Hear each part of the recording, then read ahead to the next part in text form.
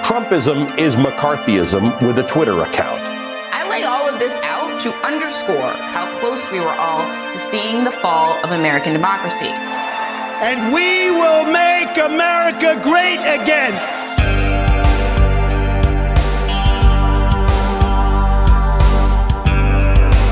As long as we are led by politicians who will not put America first, then we can be assured that other nations will not treat America with respect, the respect that we deserve.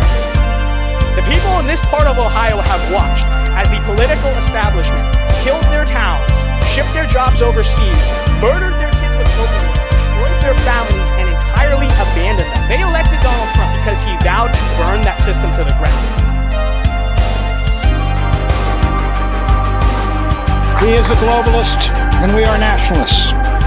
He believes in some Pax Universalis. We believe in the old republic. He would put America's wealth and power at the service of some vague new world order. We will put America first.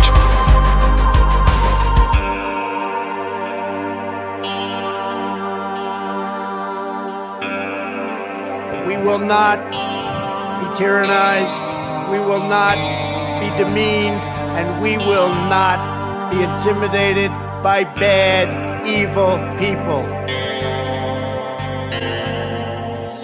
We fear God and God alone, and that's why they're so scared of politically engaged Christians.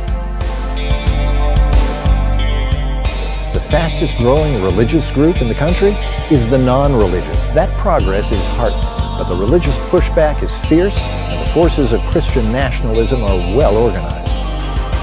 It's about attacking Christianity, because Christianity stands in their way. There really is no return in this country without the return of the faith that made it all possible.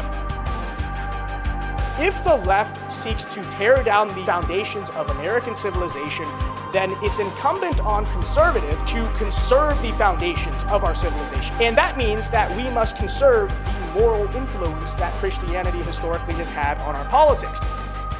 There is a religious war going on in this country. It is a cultural war, for this war is for the soul of America.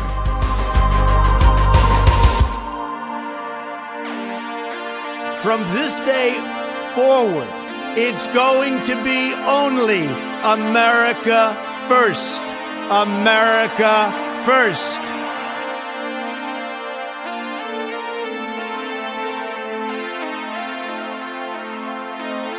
My friends, we must take back our cities and take back our culture and take back our country.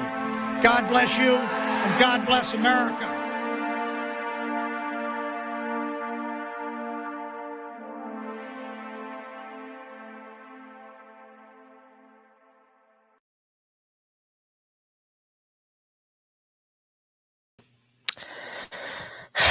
Well, folks, the time has come. In, I believe, about 6 minutes or maybe a whole nother hour. I heard someone say it was actually going to be at 9 p.m.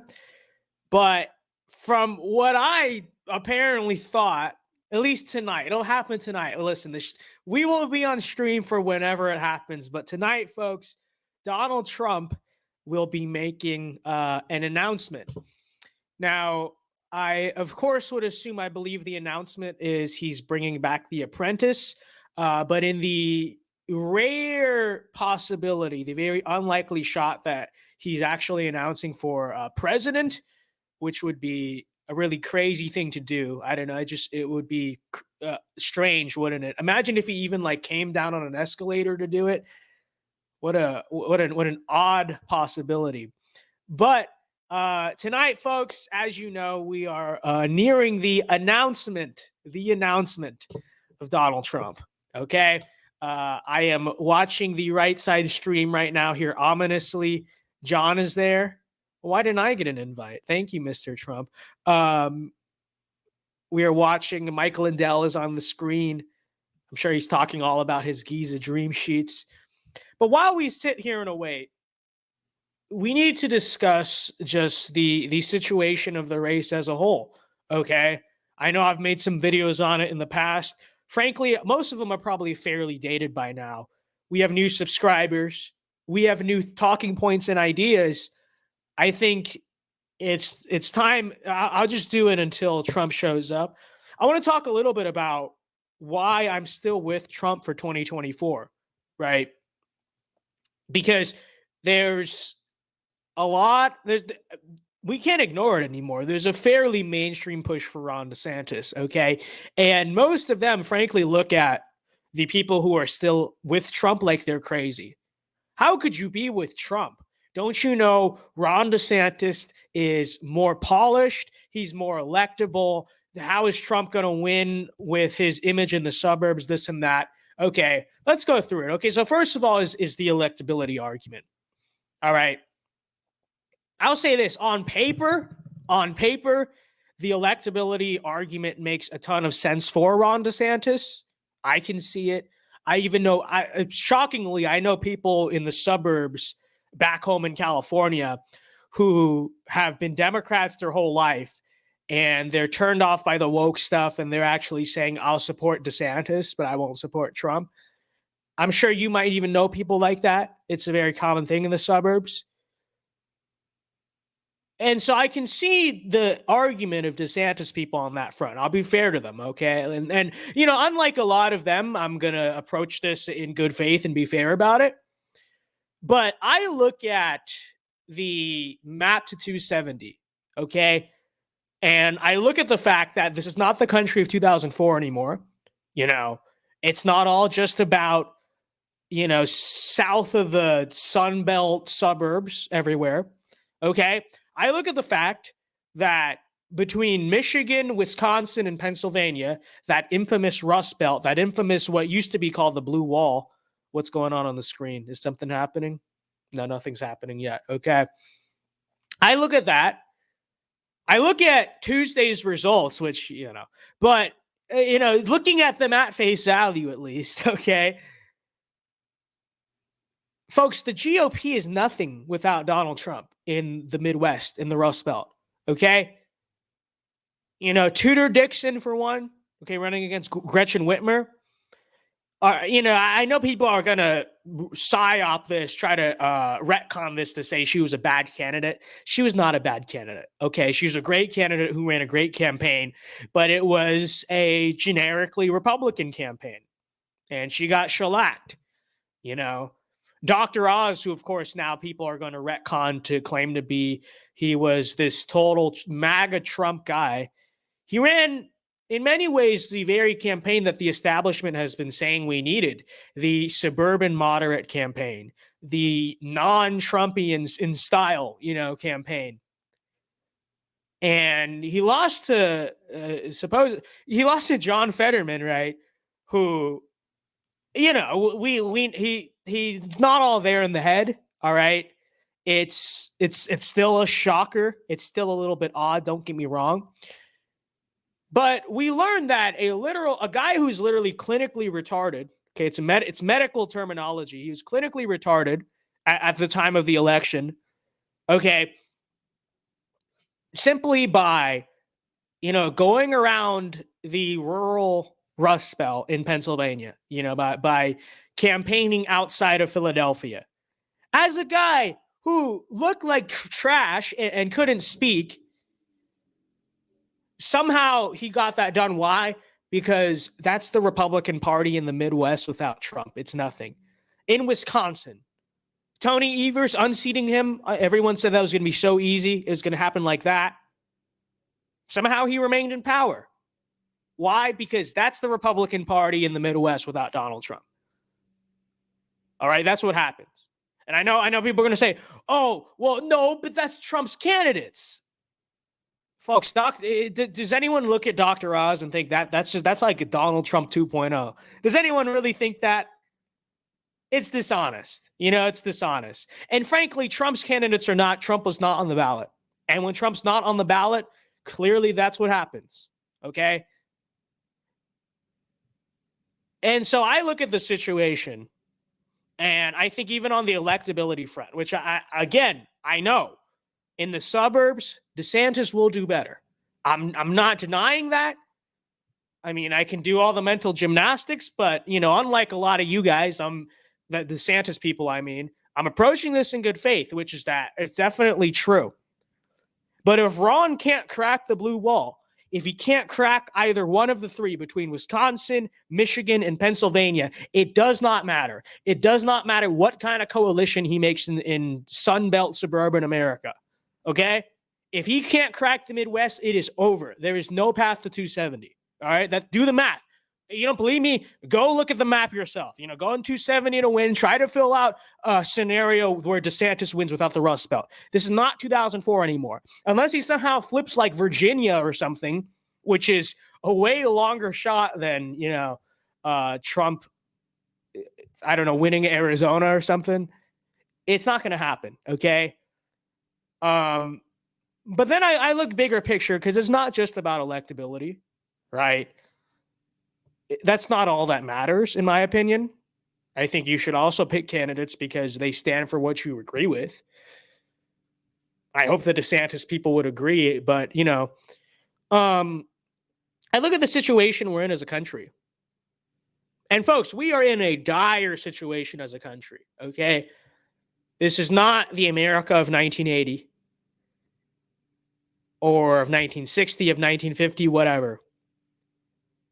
And to me, when you really think about this honestly, and, ironically, a lot of my opponents are like big Ronald Reagan heads.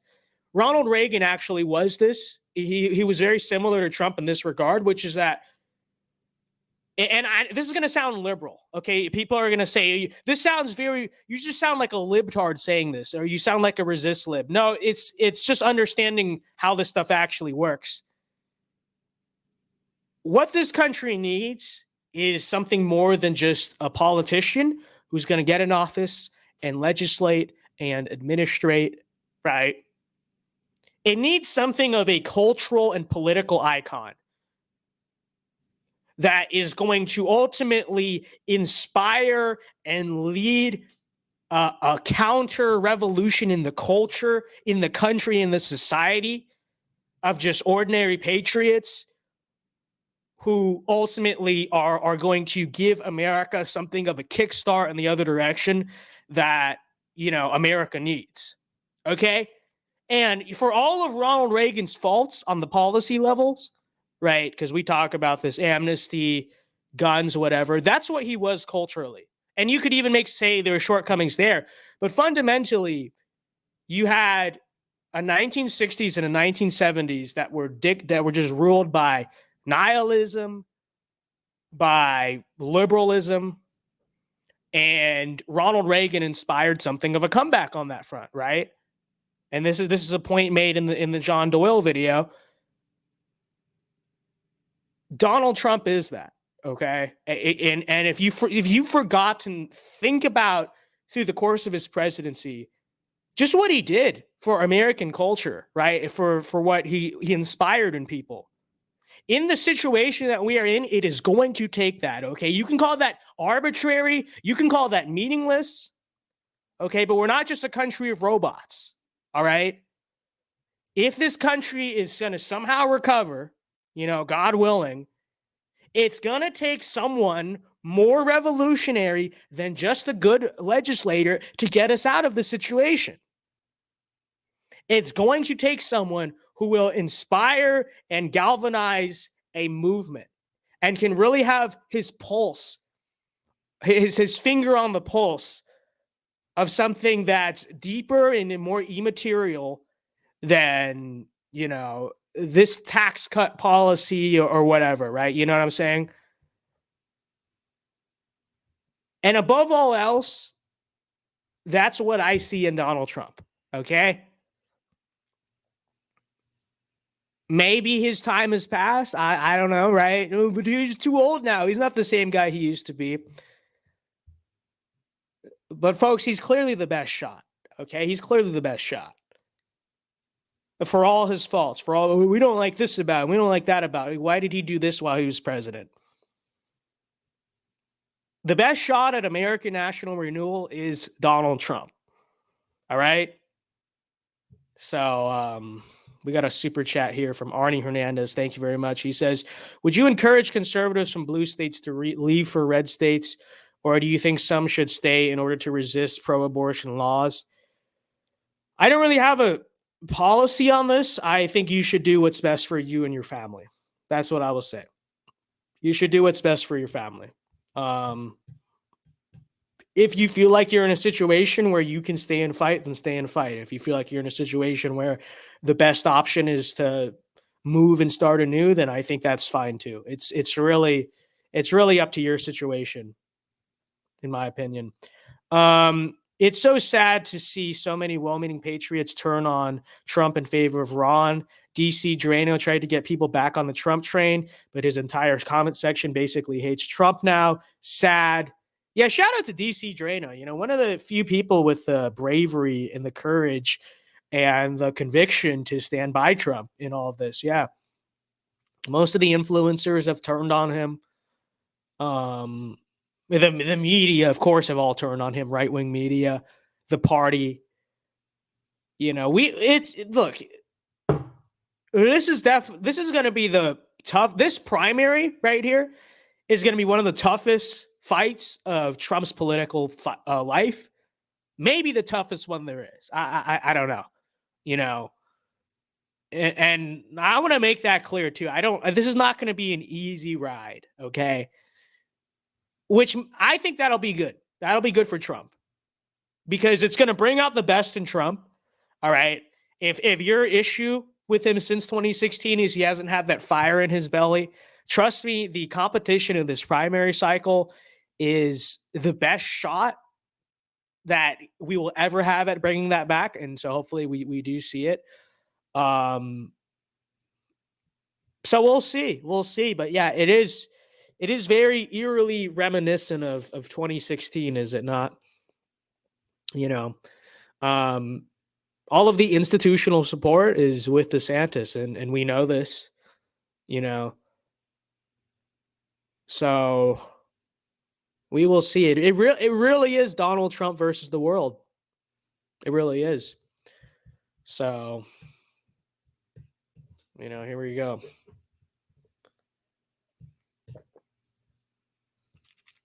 I wonder what the general vibe of this announcement will be. It will probably be much different from when he descended from the escalator, not the elevator, the escalator all those years ago. Yeah, we'll see. Your guess is as good as mine. I haven't read the leaked transcripts or whatever. We're going into this totally blind. We'll see. We'll see. I don't know. I'm worried Trump might not be able to win Arizona in 2024. I mean, I'm worried about all that stuff. But, you know, is it really just a Trump thing necessarily? I mean, maybe to an extent, because, you know, we know who the system really doesn't like. But I don't know.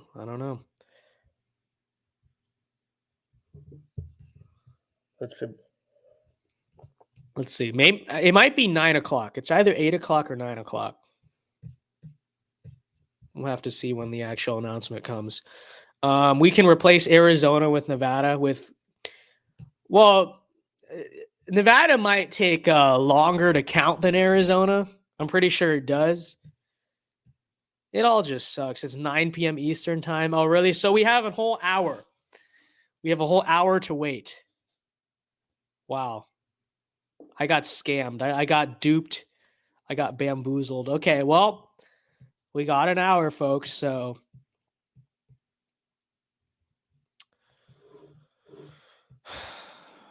let us see. Can't wait for him to bring out the new platinum escalator for the announcement. He needs something like that. He needs some type of like epic prop to come out to deliver his entrance. Maybe he should just come from the ceiling. I would watch that. I would watch him come from the ceiling. So, well, he's not going to announce his vice presidential pick. Doug Ducey didn't fix anything. What a sham of a governor. Yeah, so true. That will be his legacy. Is he watched that happen twice. Okay, he watched that happen twice, and of course I'm talking about the Super Bowl. Okay, he watched that happen twice, and he didn't do anything about it. Wow.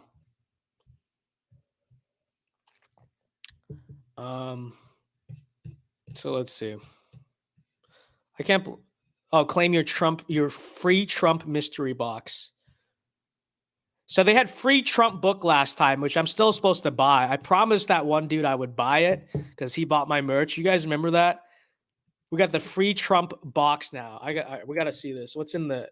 That's the free Trump book. That's what we looked at last time. Now we got to look at the freetrumpbox.com. Okay. I think you got that's Huckabee, right? All right, let's look at this. Let's take a look.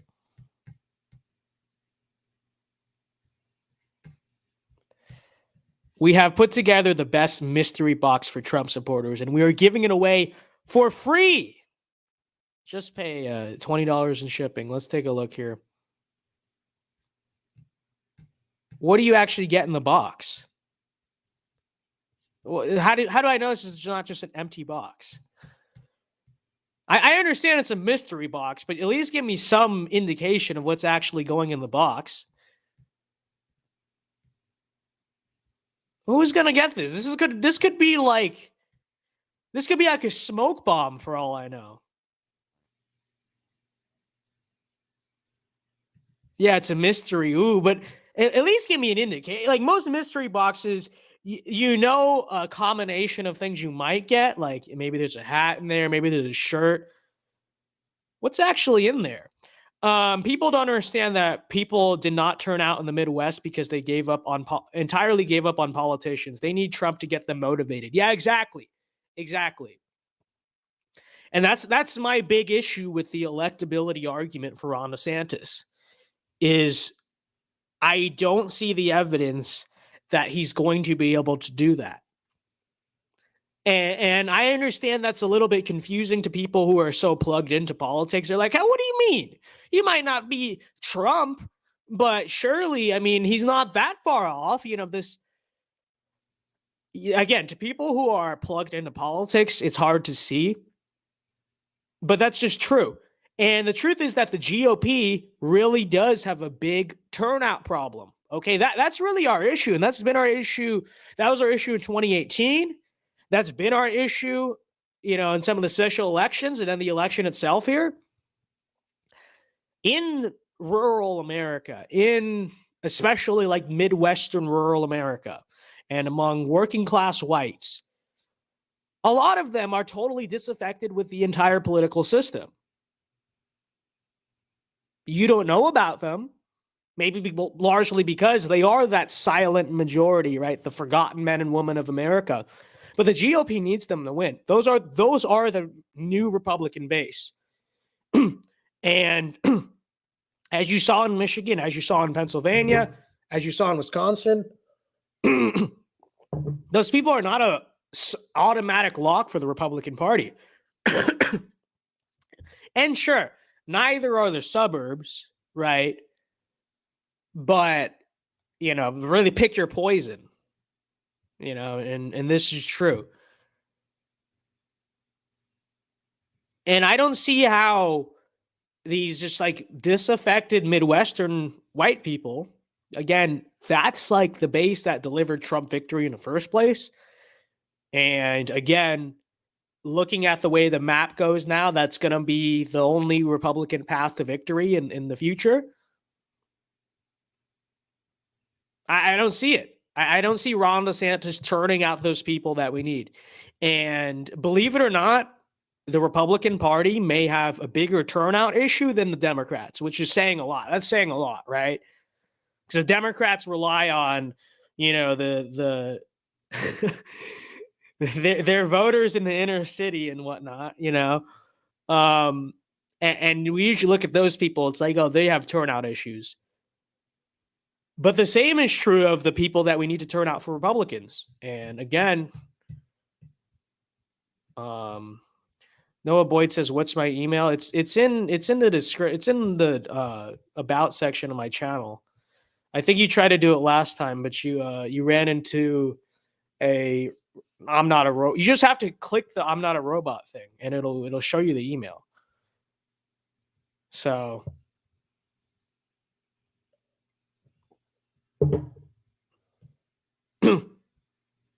did Trump not give you an invite because he knew you were recovering from the Brandon virus? I don't know why he didn't personally give me an invite. I think we might have to support DeSantis now, bros. He didn't invite me. This is a great slight to my honor. Joking, of course. So yeah, okay. All right, we're still waiting the Trump announcement. So it probably has anthrax in the box. Okay. All right. Listen. I'm not gonna make baseless accusations. I'm just saying what's actually in the in the thing there. I don't know. Vince, how economically right are you? Probably like center right, I guess. I don't know. I'm actually moving more economically right, believe it or not. Because I look at inflation, I look at what reckless fiscal policy has done to our country, and I actually grow more pro fiscal responsibility in terms of government spending, because you see what happens when the country neglects it. Okay, so I'm honestly moving away from those like really big, like hyper focused populist nerds who are all about like, oh, well, the conservative case for socialism, right? Here's why we need all these like left wing economic policies, but they'll like promote family or something, and it's like, yeah, you can LARP like that all you want, but the reality of the situation is, it does matter how much money we print. It doesn't matter. It is good for the economy. It is good for business to have as few regulations on most things as possible, and I think you can do all those things while protecting trade and reining in corporate America and not letting them just run wild and hollow out everything. But I also think that most of these like populist economic ideas is just a bunch of LARP. It's just a bunch of LARPing, Guys, I can't afford gas and food, but at least they have like pro-family economics now. It's like, it's kind of stupid.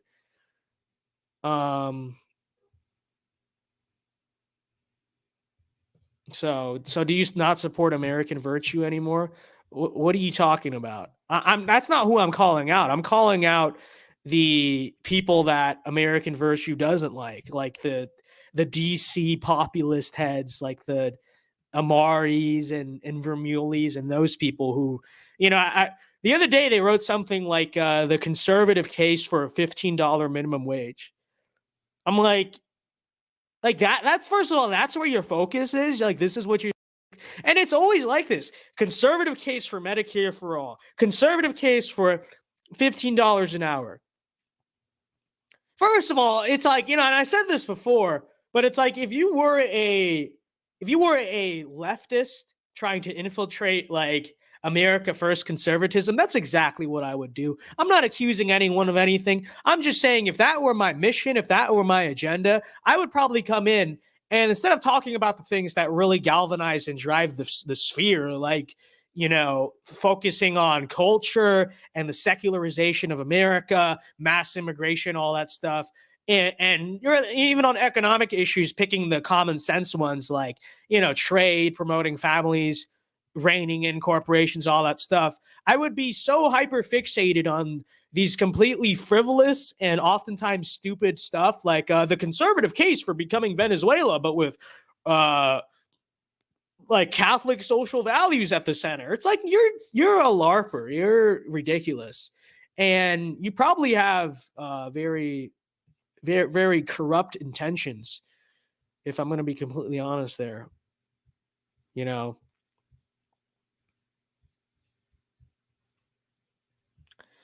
We got Ronald Reagan in the chat.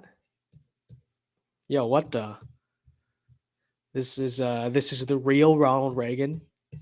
I don't know how he's communicating, but it is the real Ronald Reagan.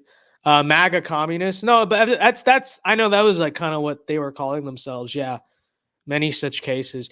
Oh, here the distributism. Like imagine that one too. It's like distributism is just a LARP. It's basically like it's basically like this quasi form of socialism, but it's like I don't know, it's religious or something like that. It's communal. So you have like a lot of right-wing guys who latch onto it as like a rebellion against capitalism or whatever. And like I will maintain, it's a big LARP is what it is. It's a giant LARP because again, like I support all the basic stuff. I agree we shouldn't worship capitalism, but the idea that we need these like very radical just strange economic systems in the name of conservatism.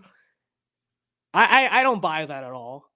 And if I were to be totally honest, like, yeah, the state of the economy over the last few years has made me more conscious of this stuff. It's made me more conscious of like, yeah, actually, fiscal policy matters. Without sound fiscal policy, you don't have a country. Okay. And like, yeah, we shouldn't worship the free market, but we also shouldn't remove ourselves from reality and pretend like very basic laws of economics don't exist. Like, yeah, you actually can't print unlimited money. Yeah, actually, like over-regulating and overtaxing hurts real people and limits growth, and that actually makes it harder to raise a family. So this is what I would say about all these like random, just conservative economic LARPs. View on 5 GOP seats flipping in New York. Well, I know it's critical of Lee Zeldin, not of him, but of like hogging up all the airtime that could have been used on Mastriano and others. But at least he served his purpose. Okay, I'll lay off him. I'll leave him alone. Okay.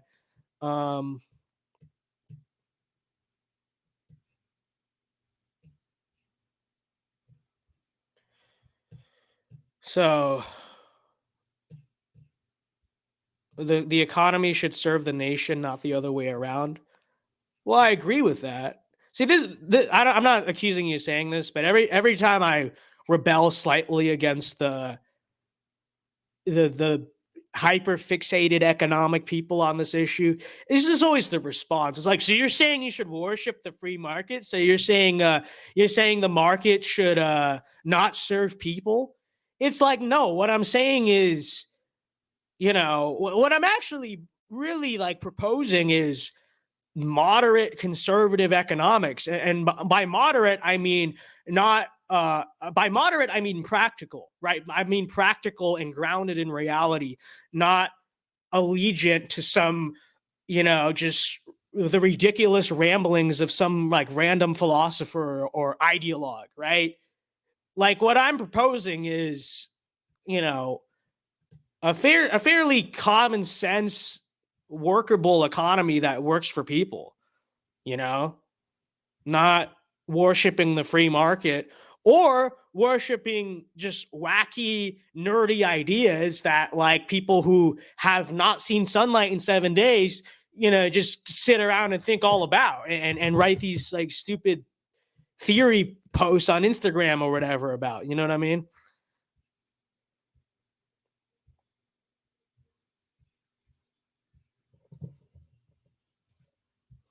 So Trump MAGA movement forever. Thank you, Romina Silva. I've never seen you in the chat before, but thank you. Thank you. We appreciate the support.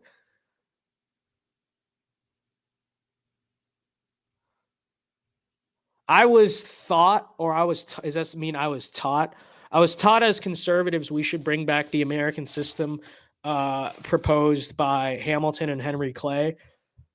I don't disagree with that. But that what fundamentally is that? Is saying that it's something fairly like logical with like precedent.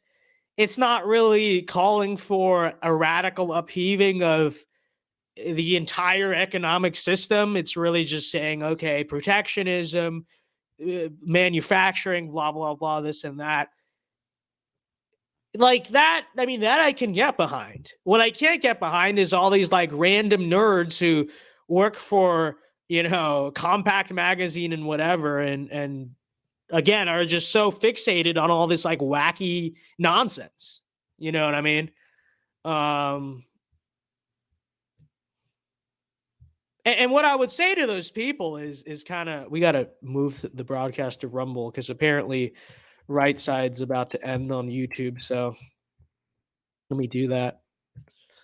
Which I can, I've said this before, I can never figure out how Rumble works. Am I the only one who thinks that? Like, first of all, what is a Rumble? Why do I have some videos on Rumble that have more rumbles than views? I thought a Rumble was like a like. And then how does the channel system work? I have like a page and then I have like a channel and I have to add the videos from the channel to the page. Like, I don't understand how it all works. It's very confusing. But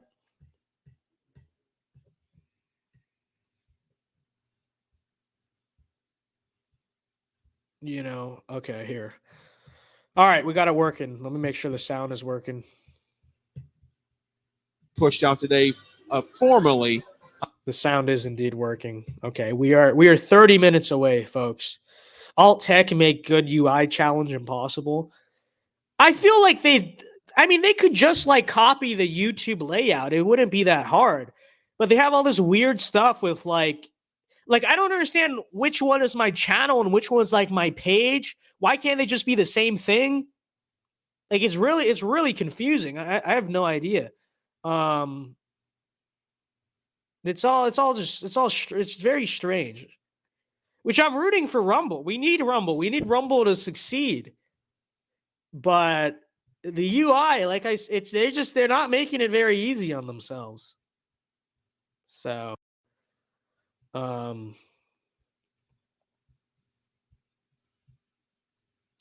anyways, getting back to the economic thing, here's one last thing I will say, okay? One last thing I will say. If you're going to call yourself paleo-conservative, which is like what most people seem to call themselves, okay, what does that mean? A paleo-conservative is a pre-World War II conservative. Paleo, old, right? Old right, the whole thing. What was the old right doing in the 1920s, right? You had like Calvin Coolidge. Okay, well, how is he on issues? Okay, how is he on like the political issues? So Mr. Coolidge was very socially conservative, right? He was a big protectionist on immigration, on trade, right? Lots of tariffs, 1924 Immigration Act. But don't also forget, he was far from this like conservative socialist, okay? Domestically speaking, he was very pro-market. He was very pro-business, okay? It's like, yeah, the neocons made up a lot of stuff after World War II. Free trade was one of them, right? All that stuff. But like domestically speaking, being pro-business, pro-market, that's not like a new thing, okay? And where the kind of namesake of the paleocons is typically accredited to is the anti-New Deal coalition. That's what paleocons were doing in the 1930s. They were opposing the New Deal, okay? They were also opposing globalism, interventionism. All those parts are true. But they were also opposing the New Deal. They were opposing, the overexpansion of the government into economic issues. They were opposing the expansion of federal power. They were, standing for more pro-business economics. Like that's who conservatives in America have always been. Okay? So you're going to call yourself like, oh, I'm a paleo conservative.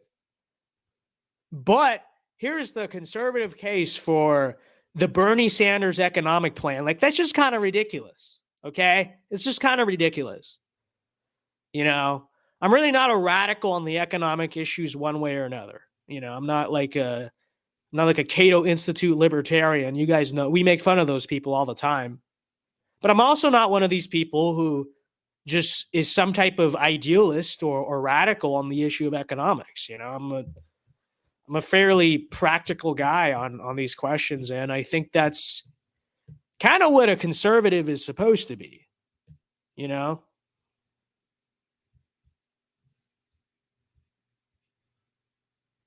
So FDR is a false hero people got psyop into. Oh, absolutely. Absolutely.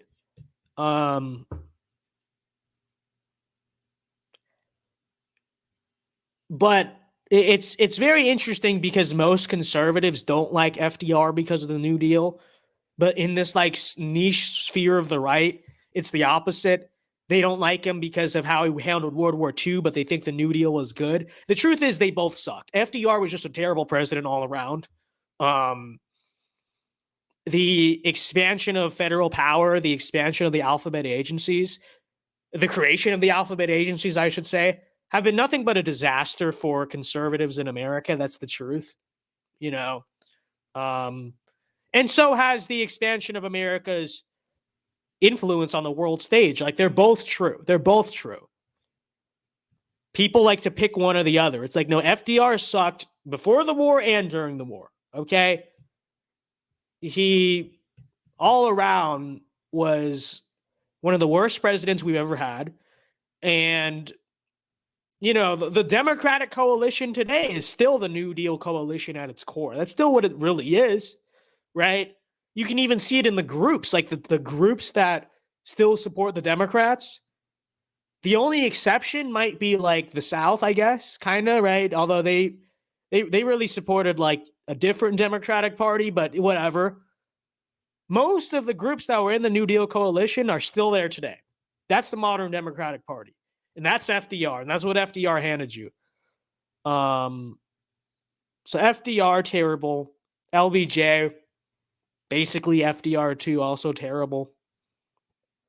Do I think Lyndon Johnson was worse than FDR? Difficult to say. I think FDR set most of LBJ's precedents. But at the same time, LBJ has one big thing that makes him a lot worse than FDR. And then you could say he really is the person who set like the modern precedents for our problems. But I go back to FDR, and it's like he started the alphabet agency stuff. You could say Wilson kind of did too, but it was really FDR. And then, you know, look at like World War II, right? He approached World War II in a way that destroyed most of Europe and strengthened the Soviet Union. That's FDR's legacy during that war. Refused to touch, got involved, and then refused to touch Eastern Europe, even though Churchill was saying we need to break up Soviet influence, whatever. And so if we're to attribute FDR for giving us the modern structure of the federal government, terrible, the modern structure of American foreign policy, terrible, and allowing communism to take over the world, then I think you'd have to say FDR was probably worse, all things considered.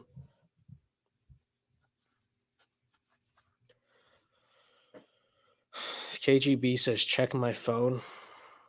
What am I, some type of woman? Check my phone.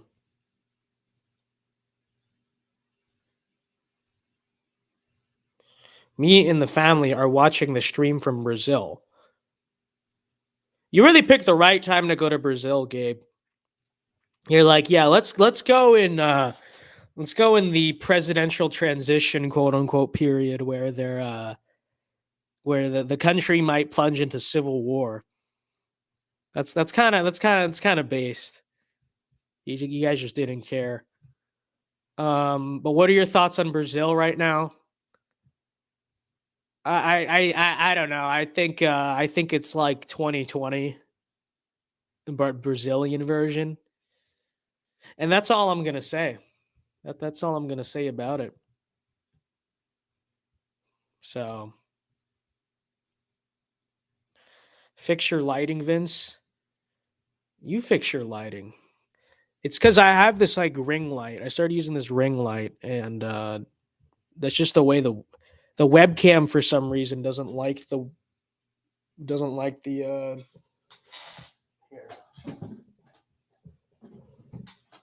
Fine. Stubborn people.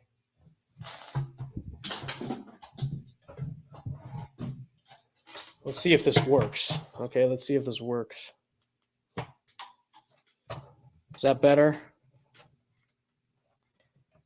What do you think about conservatives who venerate JFK as an anti-deep stater? It's all a LARP. It really is. JFK was a deep stater who had the deep state help him in the election in 1960. It makes perfect sense. It makes perfect sense. Okay, is that better? You highly picky individuals. JFK and LBJ's legacies are not separate from each other. You know, LBJ was a liberal just like JFK.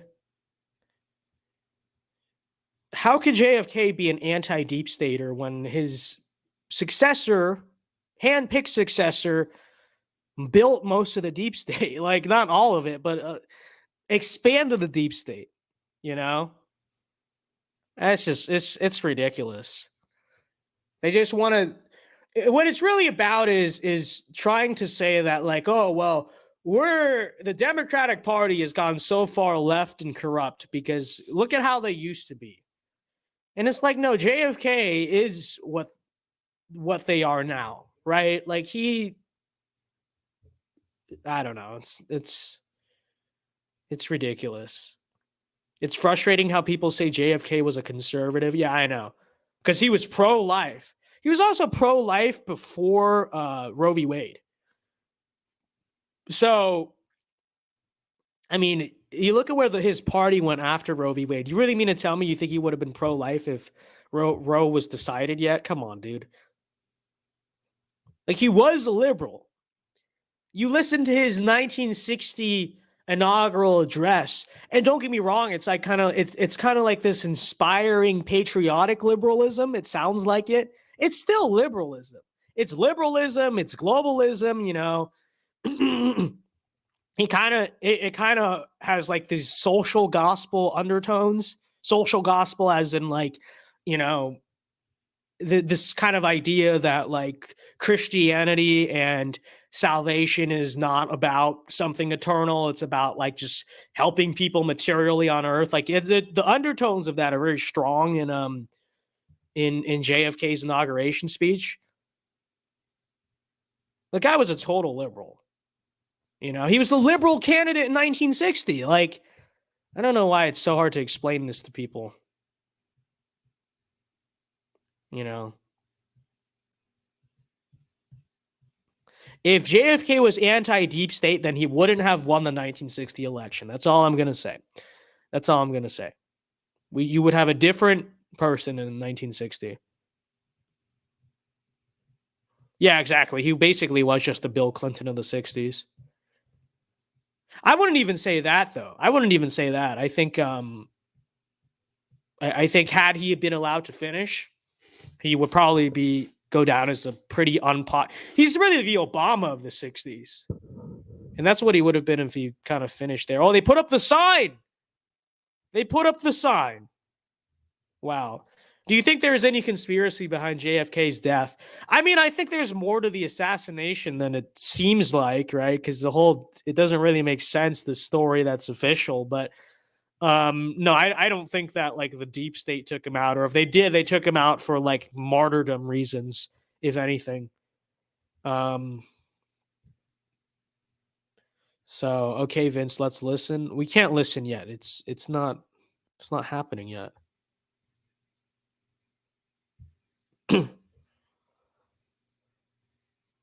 The sign said MAGA 2024. That I thought it said Trump 2020. I don't know. I wasn't looking at it. Let's see. Let's go back. What? What? What does that say? It says The Apprentice is coming back. Of course. Oh! I knew it. I knew it. They're bringing back The Apprentice, as you can tell by the sign. There you go. Real.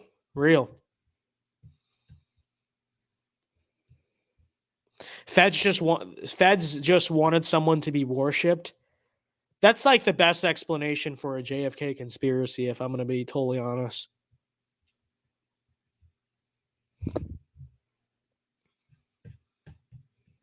So here we go.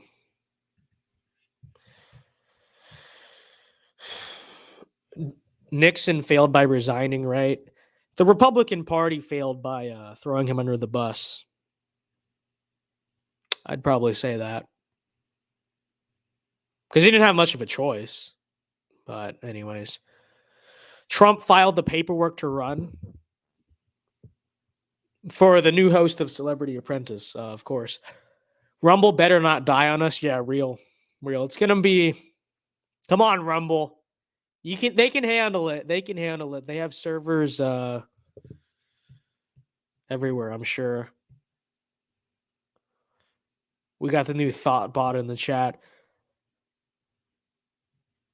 What is that? What is even the purpose of that thing? Like, I know it's to promote scam sex websites, but this one's not even like putting a link. It just says free girls chat and a heart. Like, what's the purpose of that? Why do people even do that? Why is YouTube taking all live streams of this down? I don't know if they're doing that. I know Right Side takes them down themselves. So I don't know. All 12 servers proudly serving all 3.5 Rumble users. Hey, listen here, buddy. The numbers say, let's see if I can get 230,000 people watching.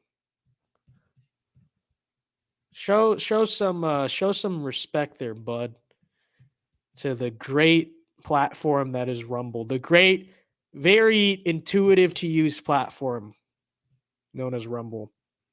Vince, you should start a chat poll for DeSantis. That's a good idea. That's a great idea, actually. Let me try to do that. Let's see. I don't even know how to do that, because you can't do it on StreamYard, which is stupid. Can I do it on here? How do you make a poll? Chat publicly as Vince Dow. Okay, but how do you make a poll? I can put the Dow. How do you make a poll? Does anyone know? Am I able to make a poll? I should be. I'm YouTube partner and all that. Guys, I don't know how to do this. You get a long rod. You know, you're real funny, Chesscom support. You're real funny. Everyone's wheezing right now, okay? Everyone's literally... We're laughing so hard, we're literally wheezing, bro. /poll. What is this, Discord? There's no way that actually works. Yeah, that didn't work. You can make polls on... I've seen people make them on YouTube. I just don't know how to do it. I don't know how to do it. Whoever said /poll, you're You need to be deported. You knew that wasn't going to work. You just wanted me to look stupid. Apparently, there's an icon for. I don't see it on mobile. Is it on computer? You need to post your social security number. I think. I think. No, I'm not even gonna say it. I'm not even gonna say it. Try the 3 vertical dot symbol. Why would that work? 3 vertical. What are you even talking about? All right, let's try to do this on computer, I guess. I don't even know. We got Marjorie Taylor Greene on the screen, and we got Vince Dow who took a poll. Very good.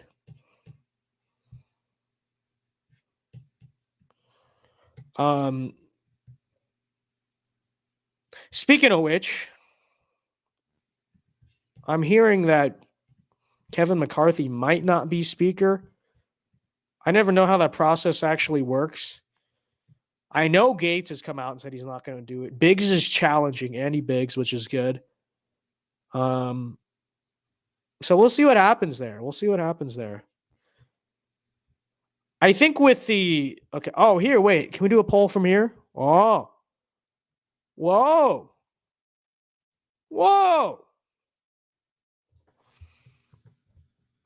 It is like I have just discovered flight. It is like I have really is. This is what it felt like to walk on the moon, assuming any of that was real. This is what it felt like the day Martin Luther King won World War Black people. This is what it felt like. Okay, there. We got the poll to work. Yes. They tried to keep a brother down like me. They tried to do it. Okay? And Vince Dow said he had a dream. Okay? He said he had a dream that World War Black people would come to an end and we would finally figure out how to do polls. And we did it. Okay. Pin the poll. Okay, well, I just closed it out. Gosh, I just closed the tab already. All right. How do you pin the poll? It doesn't pin itself? Does it not pin itself? All right. Let's do this again. What do you think of Larry Elder running? Larry Elder does not need to run for president, okay? I doubt he'll actually do it. He'll be like a more serious Marianne Williamson. I mean, that's really about it. What is he really going to be there to do? He's not going to win the primary. You know, he might win World War Black people, but he's not going to win the primary. How do you pin the poll? It pins itself, doesn't it? Okay, it clearly pins itself. I don't know what you guys are talking about. I think I'm just getting trolled here. Okay, look at 86 to 9 to 5. Wow. That's quite a margin. I think we'll leave it up for a few more minutes, okay? Yeah, pinned itself. Yeah, who said to pin the poll? That's not how it works. Just wow. The fact that 9% of the chat actually supports DeSantis is sad. No, I think this is a pretty good margin actually. 10%, now it's up to 10%. Every other community I've seen on YouTube has DeSantis winning, so I think we're doing pretty well here.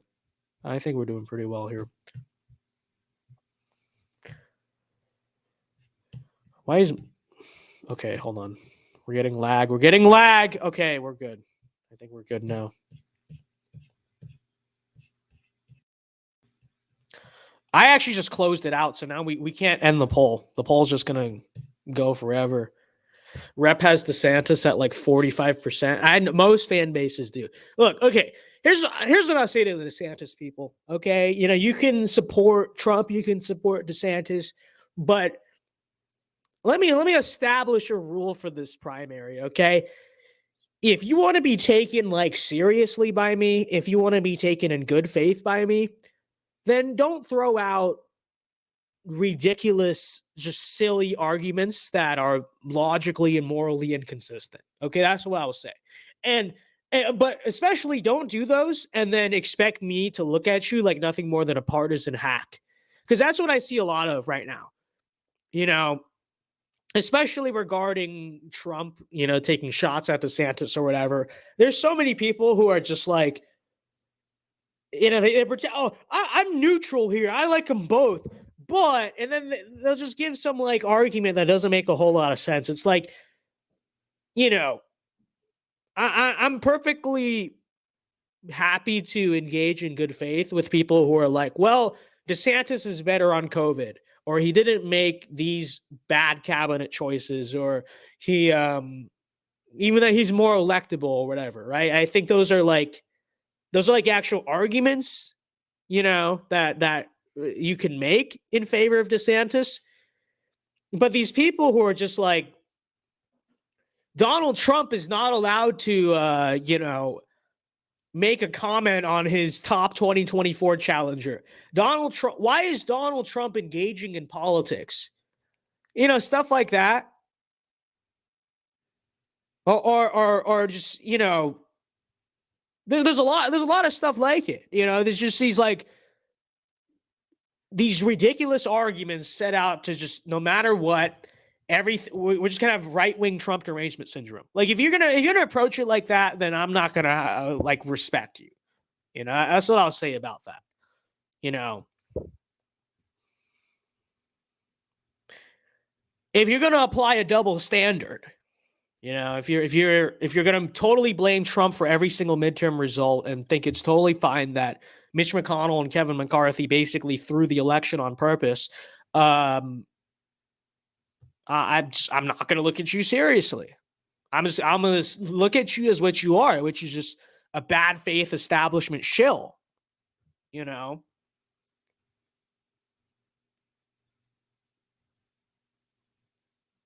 So that's what I will say. That's what I will say.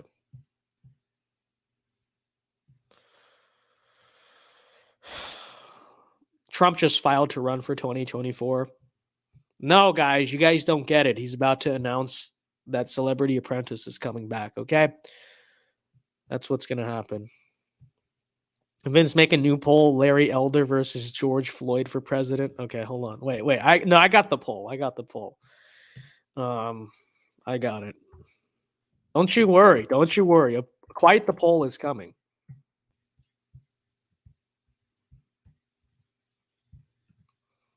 Few are ready for this poll.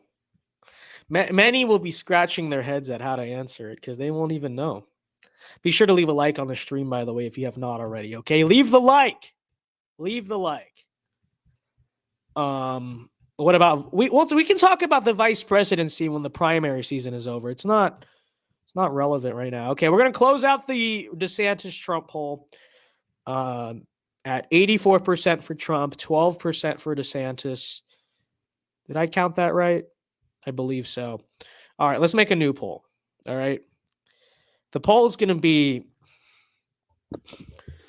who is the CEO of Black People? All right. First option, we got Martin Luther King Jr. The second option, George Floyd. Third option, Larry Elder. And fourth option, I'd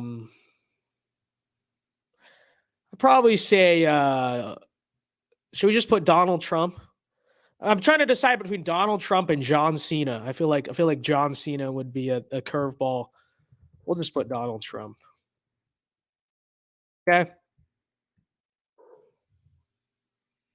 There we go, bros. All right, who is the CEO of Black People? There's your poll.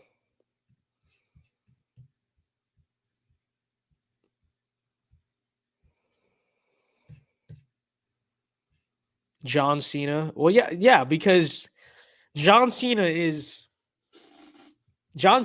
Black America. He's ruthless aggression. He's a gangster. Not saying Black America is all gangsters. I'm just saying that John Cena really is he's frankly, I think one of the top Black leaders in the whole United States is John Cena. All right, let's look at this poll. We got 8% MLK. Wow, what would MLK think of this?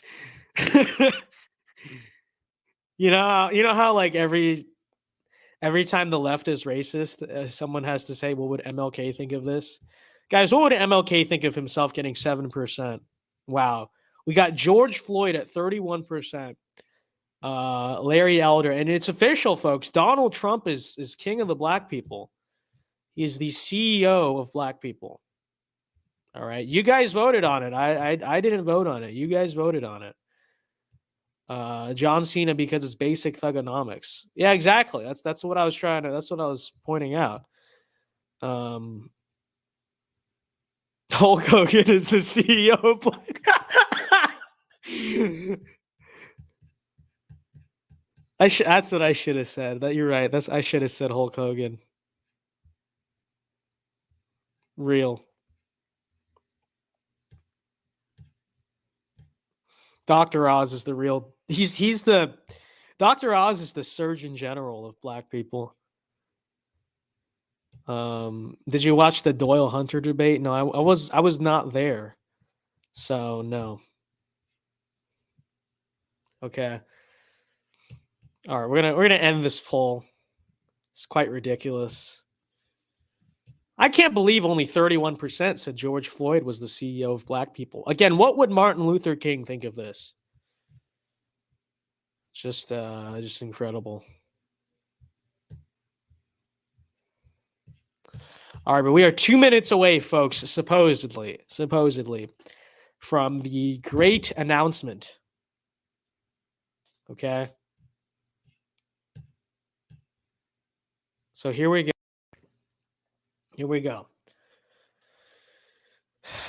It's a good day for Black people as Donald Trump has been sworn in as their new CEO. Real. He's going to be bringing loads of stonks to Black America. Okay.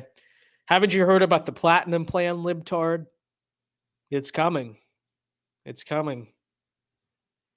MLK didn't fight Hitler for this. So true. So true.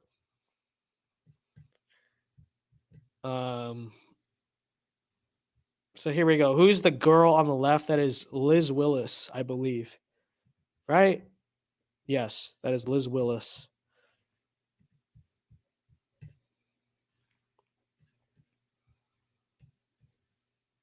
So here we go. We await ominously, and we got MTG on the screen still. Let's see. Senate elections are every 6 years. Let me hit the live, actually. Extremists, that's exactly what Raphael Warnock is. He doesn't care about the people being. So true. So true. George Floyd didn't die for our rights and liberties in Nam to be insulted like this. So true. So true. How dare only 31% of you vote for George Floyd? Again, what would Martin Luther King think of this? MLK didn't destroy the Death Star for this. So true. So true. Okay.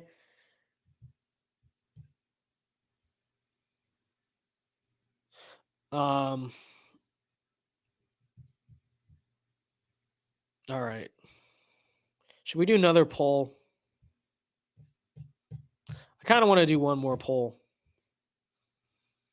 We will see.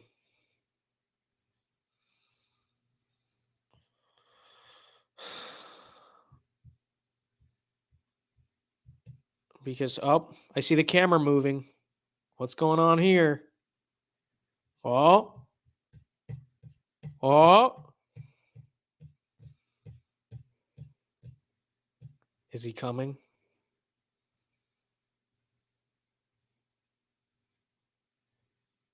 Oh, never mind. Never mind. It's back to Liz Willis. All right. We were watching the door in anticipation. And instead of watching a great orange man, we see an orange woman whose name is Liz Willis. Totally baited. Real. Completely baited. How dare they do that? That was that just toyed with. Oh, it wasn't bait. Psych. Real copyrighted music. So I'm gonna try not. It's probably gonna get copyrighted anyway, but I'm gonna try our best to not get copyrighted. So you can imagine what's going on. Okay, you can hear Lee Greenwood. He's like, and I'll proudly stand up next to you and defend her still today. So true. So true. All right, here he comes. What if he wore a bow tie? It doesn't look like he is, but that would be something. That'd be very Mar-a-Lago of him. All right, here he is. All right, they're still playing the music, so we'll see. Yes, let's look for John Doyle. Which one is his head? I think that's his head right there. That looks vaguely fit. Oh, it's frozen. Thank you, Rumble. Let's see if Rumble can handle all these users. I don't know. We're trusting the plan, but it keeps freezing. Actually, no, that's fake. It's fake news. It literally is frozen in real life right now. That's probably what's happening. All right, let me refresh to be safe. Hopefully that helps a little bit. I don't think it's us, if I'm gonna be honest. I think it's just Rumble, but here we go. All right, music still playing. See, you can imagine the music in the background.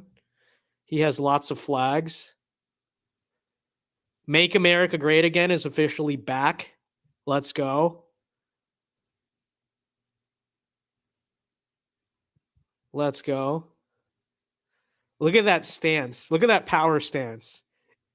Yeah, no, the energy is back. It is so back. All right, here we go. Music should be done now, I think. No. Okay, we'll wait a few more seconds. There we go. Perfect timing. Trump should have came in with Little Dark Age playing. No, yeah, true. Well, thank you One very day much. we'll have a president on behalf with of Melania, Little Dark myself, Age. and our entire family, I want to thank you all for being here tonight. It's a very special occasion at a very special place. So true. You and all of those watching are the heart and soul of this incredible movement and greatest country in the history of the world. It's very simple. So true. There's never been anything like it. This great movement of ours. Never been anything. Look like at the it. anger in his There eyes. will Never be. He's anything angry. Like it again. There's never been any. He's not happy. He's not messing around, folks. Listen to like the quiver in his voice. Ladies and gentlemen, He's about to distinguished abolish guests, democracy. and Here we go. my fellow citizens, America's comeback starts right now. Let's go!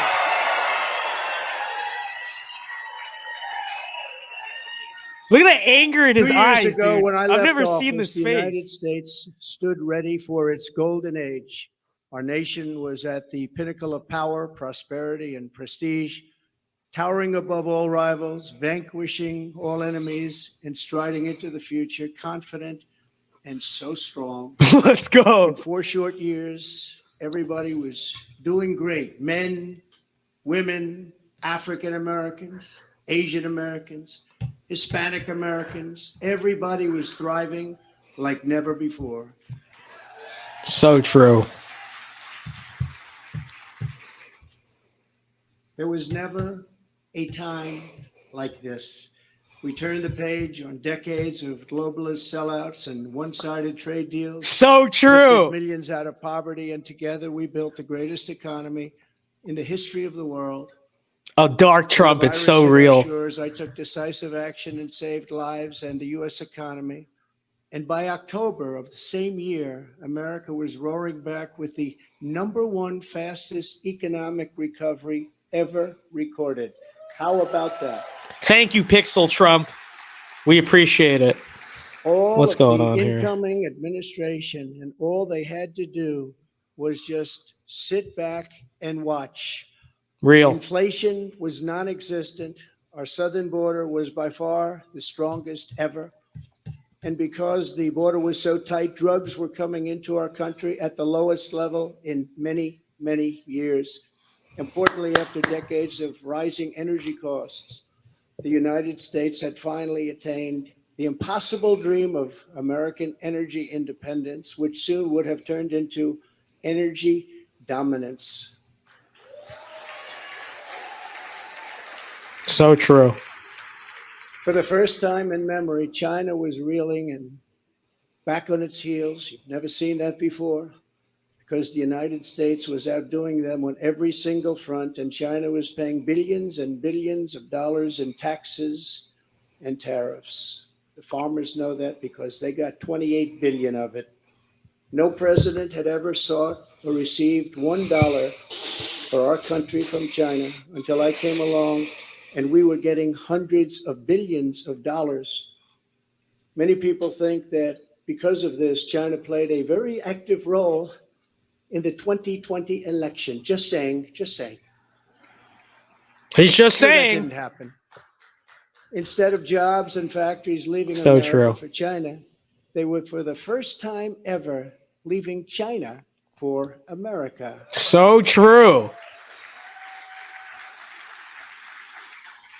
Businesses were pouring back because of our historic tax and regulation cuts, the biggest in both categories in history, bigger even than what Ronald Reagan was able to produce, and he produced a lot.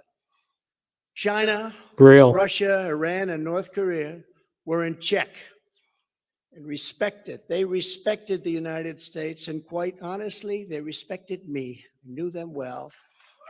I knew them well. The vicious ISIS caliphate, which no president was able to conquer, was decimated by me and our great warriors in less than 3 weeks, and al-Baghdadi, its founder, was hunted down and killed. North Korea had not launched a single long-range missile since my summit with Chairman Kim Jong-un nearly 3 years before. We developed a relationship, and that's a good thing, not a bad thing. It's a good thing. Let's go. Good thing, actually, because look at what's happening today. My opponents made me out to be a warmonger and just a terrible person who would immediately go into war. They said during the 2016 campaign that if he becomes president, there will never be a war within weeks, and we will have wars like you've never seen before. It will happen immediately, and yet I've gone decades without a war, the first president to do it. So he started with warmongering and trade. It's pretty good. I like where this is going. The world was at peace. America was prospering, and our country was on track for an amazing future because I made big promises to the American people, and unlike other presidents, I kept my promises. I kept them.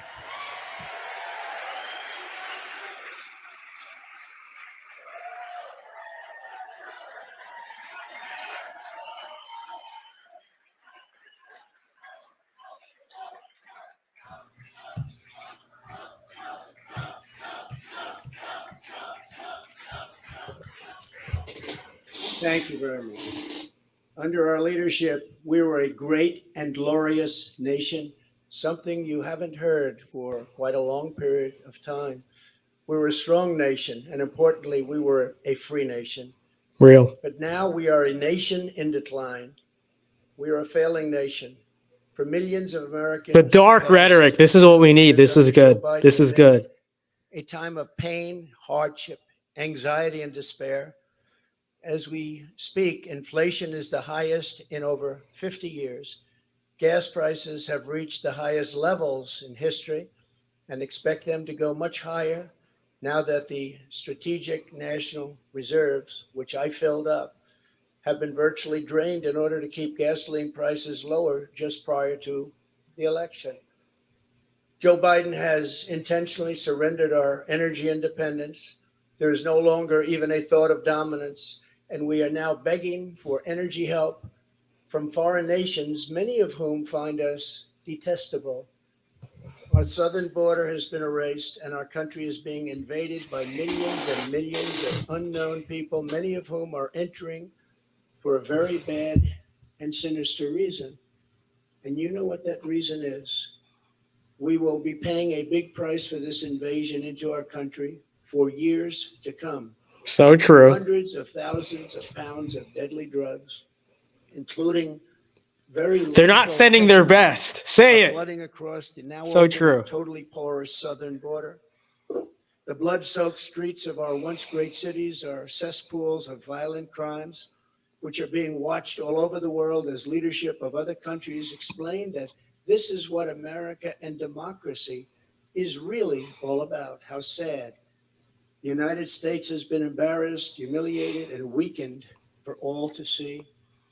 The disasters in Afghanistan. This is so dark. It's the It's most perfect. embarrassing moment in the history of our country, where we lost lives, left Americans behind, and surrendered $85 billion worth of the finest military equipment anywhere in the world. And Ukraine, which would have never happened if I were your president, are something Real.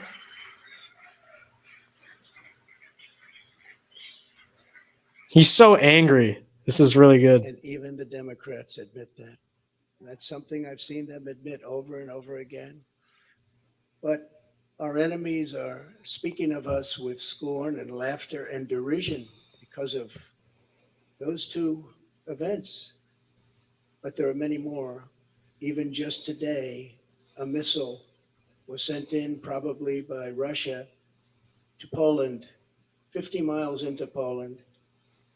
And people are going absolutely wild and crazy, and they're not happy. They are very, very angry. Now we have a And so are you. who falls asleep And at so are you. conferences. Was held in contempt by the British Parliament over Afghanistan. Thanks to the words of wisdom, he said,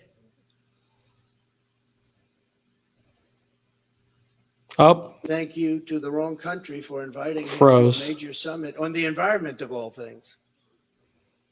They fly for days to get there, and then he calls the country a name that was actually a country on another continent. And he's leading us to the brink of nuclear war, a concept unimaginable just 2 short years ago. You cannot mention the nuclear word. It's too devastating. The Green New Deal and the environment, which they say may affect us in 300 years, is all that is talked about. And yet nuclear weapons, which would destroy the world immediately, are never even discussed as a major threat. Can you imagine? They say the ocean will rise 1/8 of an inch over the next 200 Campaigning on nuclear war. What a strategy. Don't Let's worry go. about nuclear weapons that can take out entire countries with one shot. Something is wrong with their thinking. Under Biden and the radical Democrats, America has been mocked, derided, and brought to its knees, perhaps like never before. But we are here tonight to declare that it does not have to be this way. So It true. doesn't have to be this way.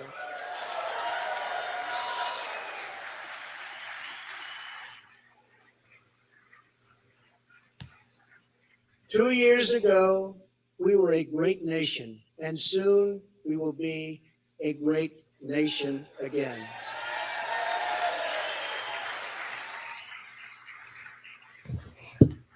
The decline of America is being forced upon us by Biden and the radical left lunatics running our government right into the ground. This decline is not a fate we must accept.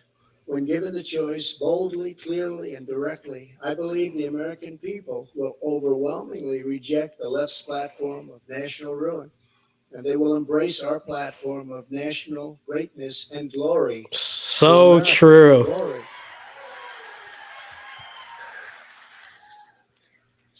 Exactly 1 week ago, our citizens voted in the important midterm elections. And despite a ridiculously long and unnecessary period of waiting, far longer, in fact, than any third world country. So true. A short time ago, No, you can't talk about that. Yes, we're talking about it. Of the House of Representatives. See, I would just not even mention the elections if I were him. I would just. And it was with a great Trump-endorsed candidate, Congressman-elect Kevin Kiley, who is a fantastic Yo, let's go, Kevin. A fantastic person. The double K. But not the other one, but the double K. Yes. We love Kevin Kiley. So we now won back. This happened just an hour ago.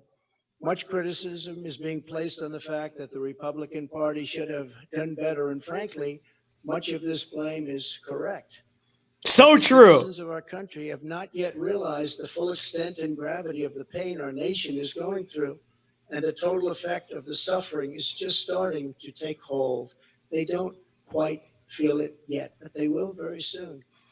I have no doubt Let's go. that by 2024, it will sadly be much worse, and they will see much more clearly what happened and what is happening to our country, and True. the voting will be much different. 2024.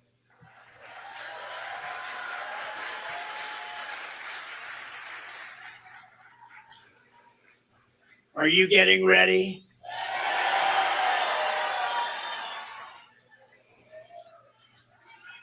And I am too. I am too. Yes. I do want to point out that in the midterms, my endorsement success rate was 232 wins and only 22 losses. You don't hear that from the media. And this is an elegant night and an elegant place, and I'm not going to use the term fake news media. So we're going to keep it very elegant. But you don't hear that from the media. But I think you will, because people are starting to see what happened. That's some score. And in the primaries was 98.6%. But they were still trying to blame me. And the reason for the success and that unprecedented success rate is that the Trump administration changed our nation on trade, on securing the border. We're the strongest, safest border ever in the history of our country. On Islamic terrorism, we had practically just about, not that I can think of, no Islamic attacks, terrorist attacks during the Trump administration. And in fact, we got along very well with the various countries, including coming up with the Abraham Accords. That's a great thing, the Abraham Accords. But it's because of cutting taxes and cutting regulations at the highest level ever, and on building the greatest economy. Any time in the history of the world, there's never been an economy like we had just 2 years ago. Despite the outcome Up. Thank you, Rumble. the Senate, we cannot lose hope. And we must all work very hard for a gentleman and a great person named Herschel Walker, a fabulous human being who loves our country and will be a great United States Senator. Herschel Walker, get out and vote for Herschel, and he deserves it. He was an incredible athlete. It's because Rumble is like where it's at to watch this, you know? We elected a group of incredibly talented America First leaders who will be stars of our party for many years to come. In the popular vote, another thing that's not discussed for the House, we must. All right, come on, just move on from the midterms, Donald. You don't need to talk about them. The largest margin. It's like you're like coping now. That's what people are going to say about this section. They're going to be like, he's coping. That's a big thing. You know? Breaking the radical Democrats' grip on Sorry, I didn't mean to do that. Congress was crucial. So in other words, because of our great congressmen and all of our great congressmen and congresswomen, we have taken over Congress. Nancy Pelosi has been fired. Isn't that right?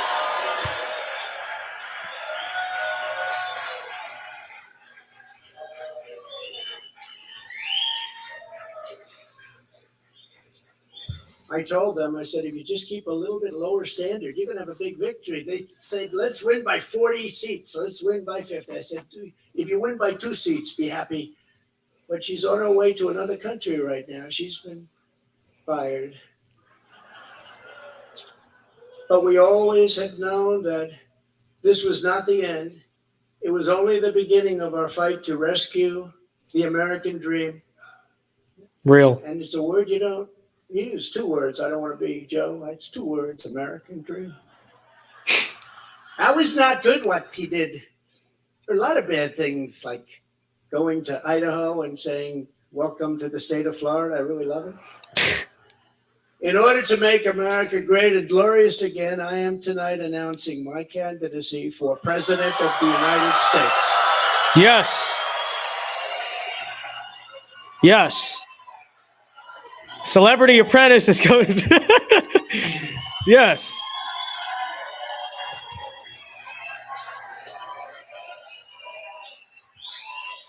All right, it's official. There you go. Thank you, please. Thank you. All of you. Thank you. Okay. Brandon is so fired. Yeah, real. So many incredible friends and family here tonight. It's such a beautiful thing. Some people say, how do you speak before so many people all the time? When there's love in the room, it's really easy. If you want to know that. So true. You ought to try it sometime. Together, we will be taking on the most corrupt forces and entrenched interests imaginable. So true. So true. Yes. Horrible state. We're in grave trouble. Real. This is not a task for a politician or a conventional candidate. So true. For a great movement. Are you listening? That embodies the courage, confidence, and the spirit of the American people. Many have been saying this. This is not for any one individual. So it's a true. job for tens of millions of proud people working together from all across the land and from all walks of life, young and old, black and white, Hispanic and Asian, many of whom we have brought together for the very, very first time. If you look at the numbers, if you look at what's happened with Hispanic, with African American, that's with me. Asian, that's me. Look at what's happening. This is a party that has become much bigger, much stronger, much more powerful, can do much more good for our country. This is a job for grandmothers and construction workers, firefighters, builders, teachers, doctors, and farmers who cannot stay quiet any longer. You can't stay quiet any longer. You're angry about what's happening to our country. Our country is being destroyed before your very eyes. It's a job for every aspiring young person and every hardworking parent, for every entrepreneur and underappreciated police officer who is ready to shout for safety in America. The police are being treated so badly. These are great people. They can straighten out the crime. They're the ones that know how to do it. We have to give them back their respect and their dignity. So true. This will not be my campaign. This will be our campaign. Let's go! Yes.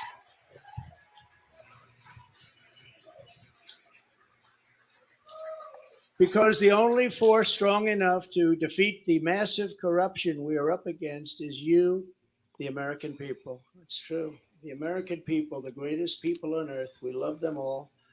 And we love both sides. We're going to bring people together. We're going to unify people. And it was happening in the previous administration, previous to the previous. And what was bringing them together was success. Prior to COVID coming in, the people were calling me, you wouldn't believe it. People that were so far left, I figured they'd never speak to me and I would never speak to them. But our success was so incredible, like never before. And then COVID started coming in from China. We call it the China virus. Some people call it other things, but it was devastating and we built it back and did an incredible job. But when people say Republicans or Democrats or liberals or conservatives, I say we can all get together. And we were doing that. That was happening just prior because the success was. This was actually true. This country has ever had. For once, I was like tolerated in high school the few months before COVID. I remember that. I remember that. But just as I promised in 2016, I am your voice. I am your voice. Real. The Washington establishment wants to silence us, but so true. Not let them do that. What we have built together over the past 6 years is the greatest movement in history because it's not about politics. It's about our love for this great country. America, yes. And we're not going to let it fail. I am running because I believe the world has not yet seen the true glory of what this nation can be. Yes. We have not reached that pinnacle, believe it or not. In fact, we can go very far. We're going to have to go far. First, we have to get out of this ditch. And once we're out, you'll see things that nobody imagined for any country. It's called the United States of America. And it's yes. Let's go. We are Americans, and we do not have to endure what has taken place in Washington, D.C. This is our country, our government, and the corridors of power, they're our corridors. They're not their corridors. These are our corridors. And we are coming to take those corridors back. Yes. So from now until Election Day in 2024, which will come very quickly, we'll go, look at how time flies. Look how fast it's all going. I will fight like no one has ever fought before. Real. We will defeat the radical left Democrats that are trying to destroy our country from within. Real. And likewise, protect us all. We want to protect us. We have to be protected from all of those nations out there that are looking to destroy us from beyond our shores. There are lots of nations that hate us gravely. And that's the problem when they look at us in disarray like we are right now. When we go to them begging for oil and we have more liquid gold under our feet than they have or any other nation has, and we don't use it because we're going to them, it's crazy what's happening. It's very crazy, Mr. President. So true. Of left-wing failure and Washington corruption. He had a big G20 dinner tonight. Everybody flew over to wherever they flew over. And guess what? He never showed up. They're still looking for him. What's going on? G20, I used to love that. The leaders, they used to make deals for our country like you wouldn't believe. It was one, give me the next one, give me the next one. And we got them to stop taking advantage of our country. Every nation took advantage of our country. We renegotiated deals with Mexico, Canada, USMCA. We got rid of the worst trade deal ever made. NAFTA, the worst trade deal ever made. That's why the farmers love Trump, because we did a great job, but manufacturers also. And we did a deal, we restructured our terrible deal with Japan. And I did it with Prime Minister Abe, a great man who unfortunately is so sad. He was a great friend of mine, but a great man, loved his country so much. But we restructured and made it a really terrific deal. And with South Korea and so many other countries. And the best of all was what we did to China. We made an incredible deal, but after COVID, I don't even bother talking about it because the devastation that caused for the entire world was too much to bear. I will ensure that Joe Biden does not receive 4 more years in 2020. Can't do it.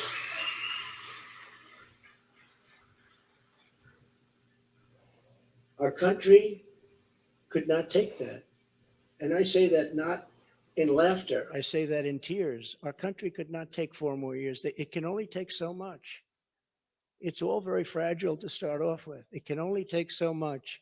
In 2020, I received the largest number of votes of any sitting president in history by a lot. And we will do it again, but with even more votes this time. Many have noted that huge gains we have made with Latino voters, and I believe we will set even greater records with this crucial vote in 2024. The Hispanic voter, the Latino voter has been unbelievable. Great people, very entrepreneurial people, and they want security. And everyone thought when I did the wall, I built the wall, and they thought, oh, that would hurt me with the Hispanic vote. No, it helped me because they understood. They wanted safety. They wanted security. And they understood the border better than anybody else.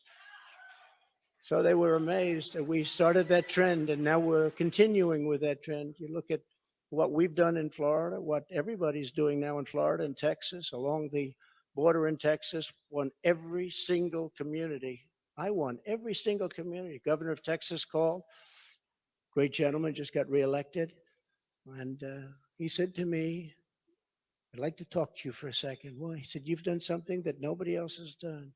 You've won every single area along the borders, the longest since Reconstruction. I said, Reconstruction, I guess you call that the Civil War? That's what I call it. That's what I call it. Governor Abbott, very good man, and he's working hard, but it's horrible because what's happening is they're just sending hundreds of thousands of people right through his state, right through Arizona, right through all of the states. What's happening is they're coming up all of the states. And we can't have it anymore. This campaign will be about issues, vision, and success. And we will not stop. We will not quit until we've achieved the highest goals and made our country greater than it has ever been before. And we can do that. We can do it.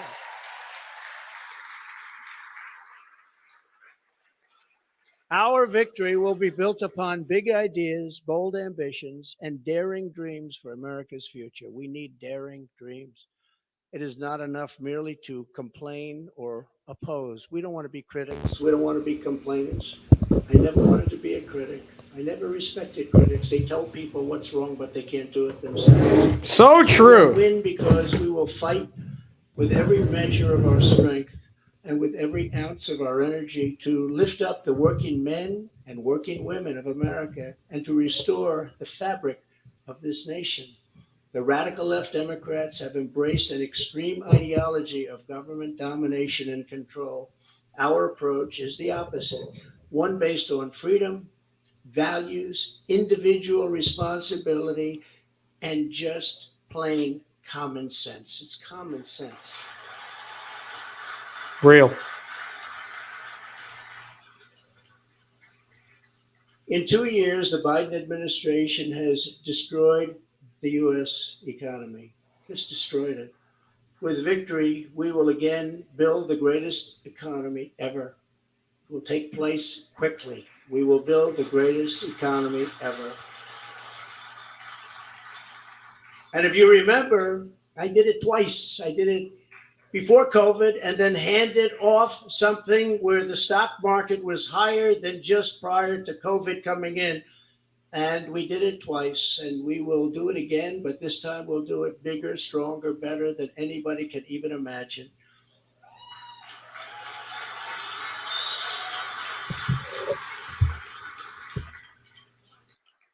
And one of the beautiful things of the pause, if there is such a thing as a beautiful thing, but one of the important factors of the pause is that we see how bad they've done.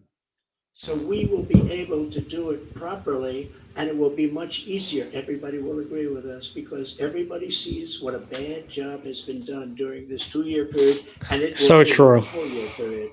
Everybody sees that. It will be much easier for us to do what has to be done.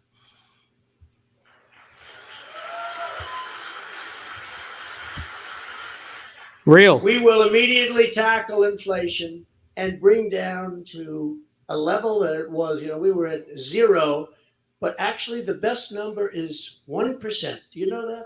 You don't want it really 0. But we were at zero. We actually got into exactly 1%, the perfect number. One thing every economist agrees: don't have it like at 1%. They even say 1 to 2, but I said let's do 1.